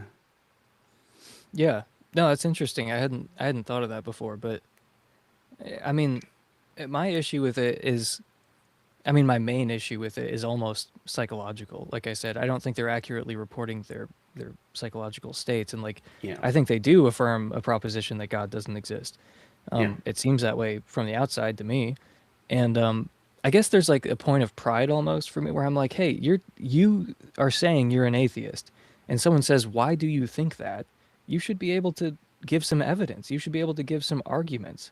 You shouldn't just say like, well, you haven't convinced me that blah blah blah. It's like, dude, can you really not make a case like for what you think? Like that's what bothers me the most about it. It's just like, like you should be able to do that. It's as Hugh Ross says, this is in the Bible. You should be able to you should be able to explain yourself. Like, why do you think that? Like, give me some arguments, like give me some evidence. And you can give evidence for atheism. We just did it in the first question. But yeah, I think people, they're kind of allergic to like reading anything ever about philosophy of religion. There are a lot of reasons for that, but if you read about like, oh, what's a good way to make a positive case for atheism, you could argue in defense of the hypothesis of indifference, because I'm pretty sure that entails atheism. So it's like, if you can, give some evidence that the universe appears indifferent to like good and evil and pain and pleasure, well, that's not compatible with theism. So like, you could give some evidence for that, and that's giving evidence for atheism. But yeah, I just feel like you should be able to explain yourself, like make a case for what you think. But Yeah. I think there's just there's some more boring but still salient worries about like choosing to define atheism like this, where it's like, hey, this is conceptually not leaving room for agnosticism, because agnostics lack a belief in God. But I think agnostics and atheists are different. Like, like it seems like it's out of step with ordinary language to say, oh, agnostic atheist, like, yeah, that makes sense. Like those can be, you can be an agnostic atheist. It's like, well, picture someone who says I'm an agnostic and picture someone who says I'm an atheist. Like, at least for me, I'm picturing two different people here. Like, and I feel like when someone says I'm an agnostic and someone else says I'm an atheist, they are signaling different things about their beliefs and attitudes. So it seems kind of out of step to define atheism, to choose to define atheism in such a way that eliminates that distinction. It just kind of muddles it. It And does not just only make that, things more confusing. yeah, it does seem to make things more like muddled and confusing. It's like, okay, so here are some other things that lack a belief in God. Babies, animals, all inanimate objects. That also, like, are those atheists too? And some people like Aaron Ra are just like, yep, rocks are atheists. It's like, that, don't you feel like a fucking idiot right now saying that? Like, that you're applying this concept atheist to something that, it can't even form the relevant concepts to have an opinion on the question. And you're saying like all inanimate objects are atheists, like babies are atheists, animals are atheists, agnostics are atheists. Why don't you just define it in the way that, philosophers define it, and the way that it seems to be, like, because I don't think that the ordinary language stuff gives you a definition, but it seems to be used in such a way. These two concepts seem to be used in such a way that they don't have the same meaning, So like, yeah, I think there are a lot of issues with lacktheism, but that's about, I think that about sums it up. Like, yeah, I'm not a lacktheist. I've never been, and it's always been super confusing to me, like why anyone is well, I guess it's not that confusing. I think it's what I said it was. Like, people don't know how to give a positive case. I think that's like part of the reason why. That's my uncharitable psychoanalysis of why people are lacktheists. But yeah, Yeah, I used to think there's confusion about like the nature of belief, and there's this mm, confusion, there's simplification that it's like a binary thing where you just believe or don't believe, or it's like convinced or not convinced or something. And it completely it sort of brushes over the idea of like the strength or like degree of your belief that you might have. Like, I'm very strongly convinced of some things, I'm on the fence about other things, etc., etc. And just saying I lack a belief, what are you trying to convey? That you're right on the middle of that scale of belief and disbelief? Is that what you're saying? Because, and then I think Braxton's point is like well taken, because if that's what you're saying, you're just completely on the fence 50-50 about it. Well, that's then, it's, you don't seem like that. A person who's like on the fence 50-50, they might still be worried about the prospect of hell, because to them it's 50-50. They might still go to church because they're thinking I should maybe, keep up with this and just in case or whatever, right? Like, these atheist experience people are not like that. They're not going to church. They're not worried about hell. They're chilling like people who are convinced that God doesn't exist. So mm, it just doesn't come across like just simply saying that you lack the belief. It's like, okay, you do lack the belief, but how far away on the other end of the scale are you? Right? You might be anywhere from in the middle to like really strongly convinced, not having a belief that God doesn't exist, but how much, not having a belief that God does exist, but like how far towards certain are you that He doesn't exist, right? Like, how much money would you bet on it? Like, mm, what actions are you taking that like display that? Yeah, so I just think he's right about that. Honestly, it just seems like disingenuous, really. A bit like the yeah, grief thing. I mean, like, it's an action that's out of kilter with what you say you believe in. yeah, yeah. No, I mean, the belief thing is interesting because that is genuinely like a part where people miscommunicate sometimes, where Hmm. sometimes they think belief requires faith, or like you see people saying Yeah, things like, "Oh, I don't believe, I have evidence for it," and it's like, yeah, no, by belief, I just mean like you affirm the proposition. It's just like a mental state where you think something is the case. Like, that's all I mean, and I'm pretty sure that's pretty standard in epistemology. Like, there's no extra completely. Yeah, baggage yeah. to it. It's just there's a proposition, you think it's the case. There's this other one, you think it's not the case. Like, that's all belief is. It's not anything over and above that. But yeah, no, I think we're in agreement on this point. It seems like when you're Hmm. saying I lack a belief in God, it almost sounds like a lawyerly way of saying that you're an agnostic. Like, you're trying to like, you know, but yeah, I think that we should have words for people who think it's the case that God doesn't exist, and for people who like suspend judgment on the question, or people who think the evidence is kind of like 50-50 or roughly so. And Hmm. I think we do have words for that. So like, Yeah. we shouldn't like muddle these concepts and be like, oh, I'm an agnostic atheist or like an agnostic theist or whatever. It's like, bro, why? Like, because I think what they're doing is like conceptual engineering, but they're like engineering the concept to be worse. They're like making it worse than it was, just like before they got here. Yeah, right. Yeah. That's true. And there's because theism is also like one a vague term, really. And what do you mean God, right? Like, there's loads of different types of God, and I mean, you could be an atheist in the sense that you have a completely uniform opinion about all of those potential categories. That kind of just indicates to me that you haven't really thought about it, because you just don't distinguish between those different hypotheses. And like, some of them are more plausible than others. So Hmm. atheism might mean a sort of rejection in general, but that might still reveal nuances if you actually press somebody on it. So you might be very convinced that, I don't know, Mormonism isn't true, but less convinced that, I don't know, Catholicism isn't true. Isn't true, For me, right? it's like So the opposite. It's the okay. inverse of that. Well, exactly. There you go. So there's subtlety to it, isn't there? And like, you might be like a deist and think there is some kind of first cause, but don't think that any of the Christian stories are true, or something. So even then, like, atheism feels like it's got more nuance in it, and just sort of coarse graining it into just simply a lack of belief in one thing is sort of overly simplified in like lots of different dimensions at the same time that makes it seem disingenuous to me too. Anyway, we're still only on the second question, so let's keep going. We've got another 8 questions here. I'm gonna turn off my camera for a second, but I have my headphones in so I can still hear everything. Sure. So you know. Yeah.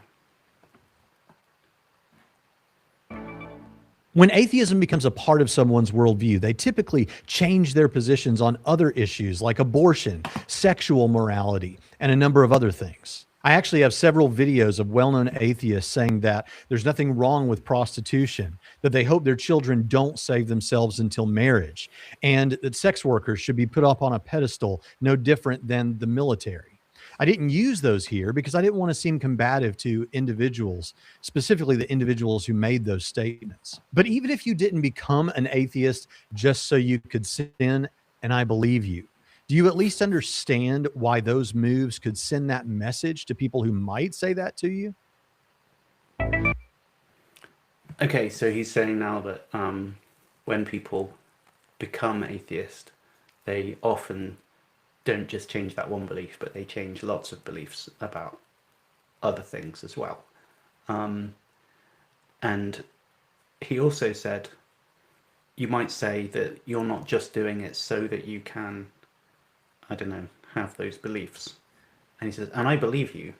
And I don't believe him. And when he's saying that he believes that person, I think he doesn't believe them. But at least he's saying it to sort of not have that conversation. I'm not sure. I'm kind of confused about this one, but it's not my experience. So I didn't go from being a Christian to being an atheist. So I didn't like change my mind about that. So I didn't then change my mind about other things either.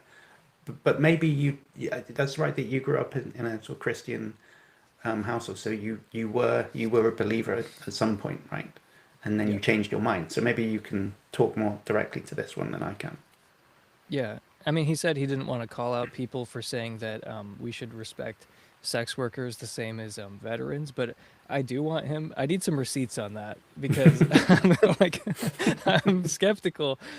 I mean, maybe someone did say that. It sounds insane to me, but yeah, I don't know what that's about, where it's like, yeah, the people who like stormed the beaches at Normandy and taking pictures of your asshole for like $4.99 a month on OnlyFans. Like, who the fuck is saying those are the same thing? Anyway, I want to know who said that, but there's like super fan of some description. But you know, I mean, it is true that like atheists tend to change politically. I mean, like people like me who like go from Christian to atheist. It's like, yeah, your beliefs kind of change. Sometimes it's temporary, sometimes it's permanent, but it's like there are certain things that don't really have good secular arguments going for them. So like it's pretty much universal that when you go from thinking gay marriage is, you know, that should be illegal, you know, you're a Christian, and then you become an atheist, pretty much everybody is okay with gay marriage who becomes an atheist because the secular arguments for it are like not good, you know. So that's a change that often happens. But, you know, there are other things that I think he's kind of actually alluding to, which is like, you know, sexual degeneracy or something, like, you know, something along those lines. And it's like, he's saying, okay, like, I'm not saying you became an atheist so you could sin, but it seems like some of you get really close to almost admitting that in a way. And it's like, I think what's actually going on is that you deconvert, there are like certain guardrails that aren't there anymore. Or like you don't see, even if there are good secular reasons to, you know, not like sleep around or like, you know, go crazy on Tinder or whatever, which I think there are, but like, you know, a lot of people don't see them. Then it's like, you know, I can kind of see what he's saying, but I think it's more like you become an atheist and then you find out, oh, hey, there are some benefits to being an atheist. Like there are things you can do as an atheist that you can't really do as a Christian, or at least not in good conscience. And it's more like a benefit of atheism than like the reason people are converting, in the same way that it's like, if someone tried to say, well, you're just a Christian because you're afraid of death and like you don't want to, you know, say goodbye to your friends and loved ones forever and ever. It's like, I don't think that's true. Like if you're looking at the causal history of how people become Christians, I think it's very implausible that people are just afraid of death and then they end up like Oh, constructing right. this Yeah. whole thing. It's Mhm. like, okay, but it is a benefit of Christianity that you get to believe there's an afterlife and like everyone you love is gonna live and all the people who you hate are gonna go to hell. It's like all, those are benefits of believing in Christianity. And but I don't think it's why they believe in Christianity, but there is like a striking correlation between, being a Christian and believing those things. But it's wrong to say that it like, it's the reason or like it's part of the causal history or something. And I think it's the same thing with atheism and some of the stuff that he's like sort of alluding to but not saying explicitly. Where it's like, yeah, these are like benefits of no longer being constrained by a religious worldview, quote unquote.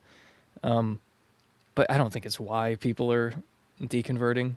And plus, I think there are good reasons to, only have sex with people who you love and things of that sort. But, but like I think I get what he's saying, but yeah, I don't think that's why people deconvert. Yeah, I think there's some very American lens that this question's coming through that I also find it hard to sort of put myself in that frame of mind. But I'm thinking of this sort of parody of the other way round. Imagine I was saying when people, sometimes when people convert from atheism to Christianity, they then, I don't know, and pick some aspect of conservative Christian contemporary American life, like get really into gun culture or something. It's like, I'm not saying that you just decided to become Christian it's so that you could then shoot loads of guns, but it is something to be explained. Like, how come everyone who becomes Christian gets super into gun culture or something? Like, it just feels Mhm. like I don't know that that correlation really holds. I mean, yeah, conservative culture and liberal culture or whatever, they are like two worlds in America, like two halves of the egg or something. They can like completely distinct almost. They have different opinions on every issue. And no doubt Christianity and atheism lands in these two halves as well. So like in a way it's just a bit like the sort of thing you'd expect in a massively polarized culture like America right now. But if you change allegiances, you basically adopt all of the views that the other side has when you do that, and it's kind of bizarre. But I kind of blame Fox News or something for that. It's not even really a religious question. It's kind of just you guys were horrifically half of the country, well, but maybe yeah, all of them is kind of horrifically brainwashed in one of two directions, right? Yeah, I would say all of them, not half of them, but yeah, it's like there's this association with Christianity and like conservative politics, and then when people become atheists, they start questioning everything, and then they like end up slingshotting to the other side. They go from Yeah. being libertarian to a Marxist or something, and Mm. it's like I think when you calm down a little bit, it's like you're gonna, like you see it in reverse too. Like there are some atheists who are increasingly like right wing and then they start like talking like religious people or like they're even going to church or like trying to take Pascal's wager or something because they're so committed to the right wing like political project even though they're atheists they're like trying almost to like talk themselves back into religion in a certain it doesn't Hmm. really work but they're like they kind of like pretend that it's real in a certain sense but it has more to do with their politics than their actual beliefs, So like I spend way too much time on Twitter, like, scrolling through like these, like right wing accounts and everything.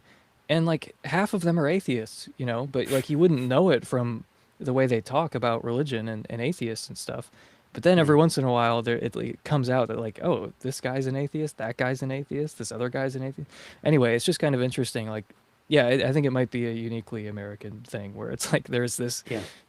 religious and political connection to things where people just feel uncomfortable being like, yeah, I'm an extremely right wing atheist, or like, it's like it just comes as a package, It feels like it's not even your choice. People feel pulled into religion, when they're more on the right. Yeah, and I think the typical experience in the UK is much more like you don't really know what someone's religious views are. You can't really tell from the outside, and Mm. they might never mention it. Like my experience in the philosophy department where I did my master's and my PhD was I was really surprised one evening after being there for years with someone saying, "Oh, this guy, he's Catholic," and I was like, "What the fuck, that guy?" It's like a logic guy, and I'd never heard him speak anything about religion. And he's Mm. religious, okay, it just never came up. And we'd had all these discussions about, well, like loads of discussions, but this sort of thing had come up, but you couldn't tell from the outside Mm. because there was no real particular correlation between him being Catholic and him. You know, it didn't. You couldn't then go, oh, he's Catholic. That means he's definitely going to be pro-life, and he's definitely going to be pro-gun, and he's definitely going to be anti-homosexual. Blah blah blah. Like you can in America. He just made his own mind up about all of those things, like everybody did. So you could have been an atheist and right wing, or an atheist and left wing. It didn't really. I think Yeah. that's true anyway. And I think this sort of division is maybe exaggerated, or maybe it's just what it's like in America, but it doesn't really ring that true to me. Anyway. Interesting. Yeah, no, you're right. I mean, it might be a totally cultural thing because they are connected in my mind, but I mean, there are some things that are like obviously connected, like the gay marriage example. Well, is it? But I mean, is there that much in the Bible about homosexuality? There's like a there's couple of nothing. things. There's certainly nothing positive said about homosexuality, and anyone who wants to defend it has to like go through all these backflips, these like exegetical hoops and whatnot. Like the Bible, I mean, like every time it comes up, it's not positive, you know. Yeah, and I appreciate that, but then I don't know. I thought Jesus was like quite open-minded, and doesn't he let like a prostitute wash his feet, and he's all about tolerance and stuff. But they don't like any of that. It's like if Jesus was around now, he would be like, you know, persecuting people. So it just seems like a completely different character if he sort of hates minorities. I just don't. Well, I don't I know. mean, he wasn't endorsing prostitution. He was just like, you know, showing love to someone who everyone hates. And you know, I don't. He actually did say some stuff about minorities in the Bible that was he called like some ethnic minority dogs or something in the Bible. Oh, Like okay. he might have, but this was on display a little bit when did you see the Nick Fuentes Piers Morgan debate? I saw some clips from it. Yeah, I didn't watch the whole thing. I mean, ostensibly they're both Catholic, but it's like the things they were disagreeing on, you know, like because Nick is a virgin, like he's waiting until marriage to have sex, and like Piers Morgan was making fun of him for that, like as a Catholic, and it's just like that's what you're supposed to do. Like, that's what, like Oh dear. most Christians don't do that because it sucks, but like he's just doing the thing you're supposed to do as a Catholic. But Piers Morgan was like relentlessly mocking him for that. But they're both Catholic, you know. But there were a few other things like that too, where, you know, there's this British Catholic who's like, yeah, I don't really give a fuck about any of the things the Catholic Church teaches, but I'm a Catholic. And then, you know, Nick is very like down the line, like accepts what they say. But yeah, I don't know if that's part of it too, but All right, we could keep talking about that for ages. So let's move on to the next question. What is this question for?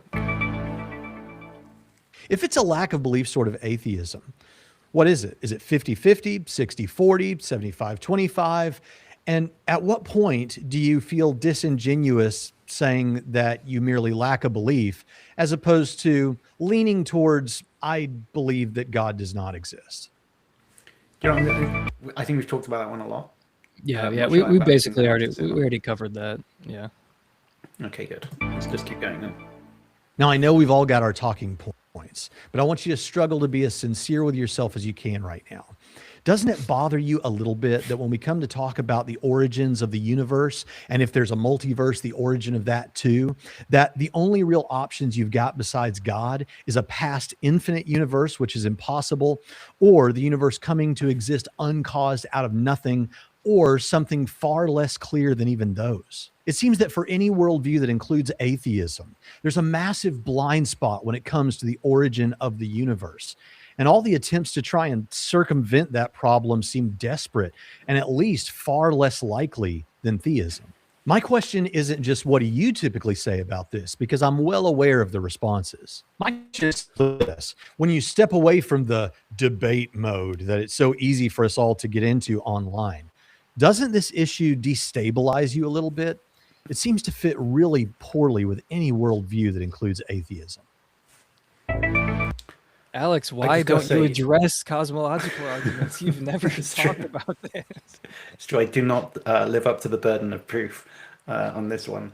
Yeah, personally wounded with him saying that stuff about you've only got two options, right? It's either past eternal, that's impossible, or it comes out of nothing. Yeah, so obviously I disagree about the past eternal stuff. That I don't think there's any particularly good, at least like a priori argument that says the universe couldn't be eternal. So it just seems like it could be. In which case, I'm not sure what the beef is supposed to be there. But I think he's phrasing the question wrong. You know, I think I could grumble a bit about like what the theistic explanation is supposed to be, because you know, you sometimes you hear this like they're saying, you know, the atheist has to say the universe popped out of nothing, you know, and as if what you're supposed to do is explain literally like a philosophical nothing giving rise to concrete material, and that's kind of weird. And then you get someone like Lawrence Krauss, and he was like, oh, what if there's, you know, quantum physics and randomness or whatever that you can have in quantum physics, then that's, if that's what nothingness is, kind of quantum vacuum or something, then the universe could pop out of it, right? And then theists will go, that's not nothing though, it's something, it's quantum physics or whatever. So what you have to do is explain it coming literally out of nothing and into something. You go, okay, well, what's the story on the other side? How does that work then? And they say, well, God made it. And it's just like, well, so it's not, you don't have to explain it coming out of nothing. You're allowed to have some pre-existing stuff that does the creation. Well, isn't that a double standard? I mean, why can't, I don't really like Lawrence Krauss. I think he's a horrible person, and I don't, you know, whatever. It's something a bit weird about thinking there's a quantum vacuum on its own or something. But like, you're just like, the Christian is helping himself to some pre-existing stuff that's got the ability to make something out of nothing. And that just also seems like this exactly, why can't I worry about why that's the case? Where did God come from? How come there's a God? Just saying it's necessary. It's like, if you were worried about that sort of existentially, it was troubling you, and someone just said, well, maybe there's a necessary thing that makes everything, I just think you're still going to go, but maybe there isn't, you know. I'm still left with this worry, and like both sides just have the same resources. You know, I could just say maybe there's a necessary thing, call it a quantum state, maybe the universe is eternal, whatever. That's all they're doing. So like, I think both sides have an existential worry that they could like worry about, basically. And so I don't know, and I'm not seeing the asymmetry even. What do you think? Well, I'm struggling to be sincere right now, and we all have our talking points, but you know, I mean, I think that this is like something that I, at least personally, am bound to be mystified by like forever. And it doesn't matter if I believe in God or not. Like the weirdness doesn't go away by just saying like, oh, well, there's a God. It's like, yeah, that doesn't help. Like, I mean, you know, sometimes people use the analogy of like, there's a lump in the carpet, you press it down, it just comes up somewhere else. Like, that's how I feel about the origins of, you know, everything. Like, why does existence exist or whatever? It's like, yeah, it's always going to seem weird. It seems like if there was ever a place to be a Mysterian, like, this would be it, because it's going to be weird, like, no matter what. And at least to me, like, you know, maybe other people are way smarter and they can figure it out. It's like, no problem. But for me, I feel like a dog trying to understand, you know, the same question. Like, I remember Dale Allison said this to me. He's like, I don't think that when it comes down to it, we're all that different from like dogs. And like trying to understand questions like this, you know, just how it's so obvious to us that like, yeah, there are certain things a dog is never going to understand because it's a dog. You know, it's constrained by its physical and biological nature. We're not, like, it's not going to understand certain things. And that's probably also true of us, you know. And if you had to identify certain areas where this might be relevant, it seems like, why is there something rather than nothing, or, you know, cosmological arguments? That might be, you know, a pretty plausible place to think, yeah, it's always going to seem weird. You're never going to totally get rid of the weirdness. There's no non-weird option available. But, you know, so I mean, to answer the question, it's like, yeah, I am mystified by it. Like, it is super strange. Like, but it doesn't keep me up at night, I guess, because it's not like I'm trying to I'm trying to figure out which one of these weird options I'm going to end up sticking with at all costs, avoiding the only non-weird option, which is that, you know, God exists and, you know, he did it. It's like, no, the weirdness is always going to be there no matter what. And I've, you know, sometimes I've come to terms with that, and sometimes it bothers me. But, you know, when it comes to like the Kalam specifically, you know, I could go either way on either premise. Like, I have no idea if the universe began to exist. It might have. It might not have. Like, does everything that begins to exist have a cause? Like, maybe that. Like, it seems like the kind of thing I could be wrong about. Like, Mhm. very easily. So I lean towards the universe not having a cause, for one reason or another. But like, then you get to the stage two arguments, which, it's widely recognized those are garbage.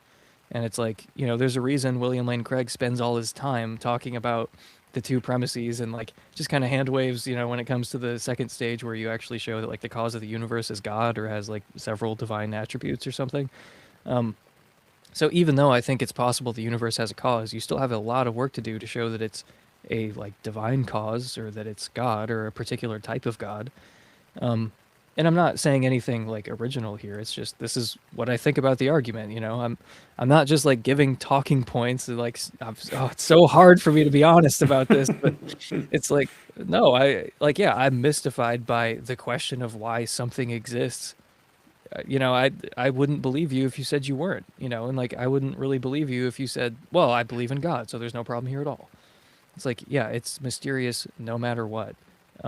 Yeah. And I think maybe I'm a dog trying to understand a question I'm just never going to get the answer to. So I'm going to like, allocate my resources towards things that I can plausibly like solve and, get an answer to. Yeah, and I think there's this like that. I completely agree with that the Allison idea and that kind of embrace of mystery, of existential kind of wonder or whatever. And it seems like a healthy way to approach stuff. And actually, once you start thinking about it like that, there seems something kind of like pathological or something with some types of. I think this is a thing about apologetics rather than religion in particular, because there's lots of religious approaches which are mysterious in their attitude too. They embrace the mystery and don't try and like explain everything. But some types of apologetics make it seem like, well, all the answers are there. I just have all the answers to everything. There is no mystery left because in my worldview, why is this that? Oh, because of this thing. That's the pattern of reasoning for everything. It just feels like a desperately suppressive approach to life. I kind of just want to like flip the question around and be like, don't you think it's a bit weird that you don't have any sense of like cosmic wonder in your life? You think all of the answers have been presented to you. Like, Christ, how depressing that would be to live like that. There's nothing left to ponder about. All the answers are available to you. That just feels like a kind of you're a product of brainwashing or something. Like there's some reason why you're suppressing that sense of wonder that you have to have answers to everything. Isn't that weird? I'd be questioning that about myself if I didn't let myself have any questions. Right? I would find that it would keep me up at night. Why aren't I terrified at the mystery of reality? There's something wrong with me that I'm so like comfortable with existence. That's it. So it goes the other way around. So I don't know. Maybe I'm just a bit weird or something, but I kind of don't want to know all the answers. Yeah. I mean, it sort of inspires like an equal and opposite glibness, you might say, like in atheists who are also like, oh, there's no mystery here. There's nothing weird about it at all. And it's like, Yeah. it's part of why I don't like Christian apologetics, like the effects it has on atheists. Like, I think it makes atheists worse. But yeah, it's like, this is an example of that where you have some extremely overconfident Christian apologists who act like there's no mystery when it comes to the origin of the universe. And then it's like, and then it makes atheists be like, well, I have to match that energy, like I have to, Yeah. I have to be just as confident. I have to be, and I just think that's bad. I think that it's better to explore things, it's better to have like a different kind of attitude, a more like an exploratory, philosophical attitude about some of these questions instead of like an apologetics sort of approach, Yeah, because the apologist is fundamentally, not all religious people are apologists. Obviously, most of them are not. The apologist is hard selling you, they're upselling you their religious perspective. So obviously, they're the type of people who are going to say, "Oh no, don't worry about the wheels on this car. They're great. What about the chassis? Oh, that's also great. Don't worry about that. They've got an explanation for all of it. Anyway, I'm not sure I'm going to have enough time to really finish this because we've still got several questions left, and I think I have to go to bed in a minute. I think also my wife I can hear her going to bed, like we're currently living in a really small flat, so like I'm aware that I'm going to be starting to become annoying, and I probably shouldn't do that. So what I might do, if you don't mind, is sort of have a look at the questions and see if there's any chat that we might want to like engage with. Oh yeah, sure. Yeah, we've been going for 2 hours. That's plenty. We don't have to finish the questions. I don't even remember what other questions came up. Now, how do I... Okay, yeah. Public chat. Part 2, somebody said. Possibly we could do a part 2 on this, couldn't we? Yeah, no, I'd be fine with that too. I mean, I feel like we're almost... On your channel. There's like, what, 4 more questions? Yeah. I can't... I mean, I'm pretty sure I now have super chats available, which for some reason weren't working previously.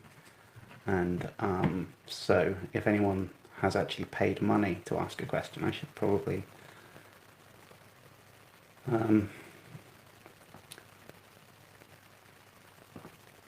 someone says, Emerson Green is my queen, which is nice. Thank you. You're my loyal subject. I rule over you with an iron fist.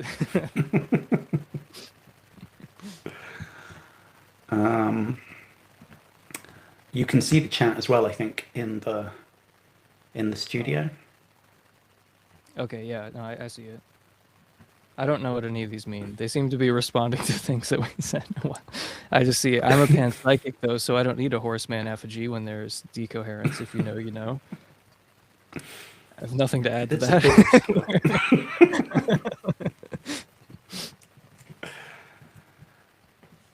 Ducks Y says, ew, about something. I don't know what. All right, I'm going to go ahead and say there are no questions. In which case, we should probably then just wrap up the stream. But I wanted to say it was really fun and really great talking to you. So if you ever need someone to talk about cosmological arguments in a glib way, then I'd be happy to do that on your channel. I know, this is something I've wanted to do forever. I've told you like multiple times, like, oh, can you come on? We'll talk about like the Kalam or something. And then the thing is, like, like I said, it's a struggle, to be honest, and to not just give talking points, but I was actually being honest when I'm saying that, like, no, I'm kind of a Mysterian about this. Like, I don't know the answer. Like, it feels almost like futile to try to really get an answer to this, but there's so much to talk about. But the cosmological argument has never been like the argument that gripped me for God.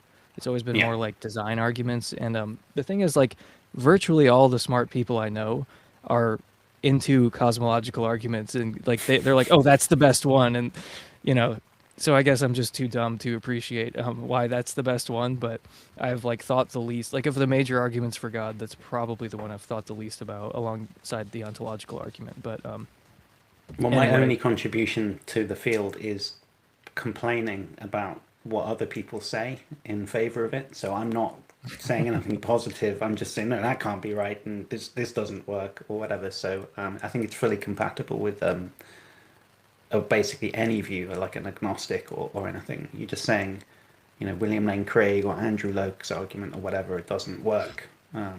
So I think it's compatible with your perspective, the grumbling that I do about it. Well, Andrew Loke is going to be in the comment section now of this video because you mentioned him one time, leaving unhinged. Yeah, that was my first mistake. All right, cool, nice one. So yeah, let's wrap this up. Really great, and yeah, I'll talk to you again soon. Thank you so much for having me. It was a lot of fun. I don't know why I said actually. It was a lot of fun. I was expecting it to be fun, and it was fun. So thank you for having me. Good. All right, thanks very much.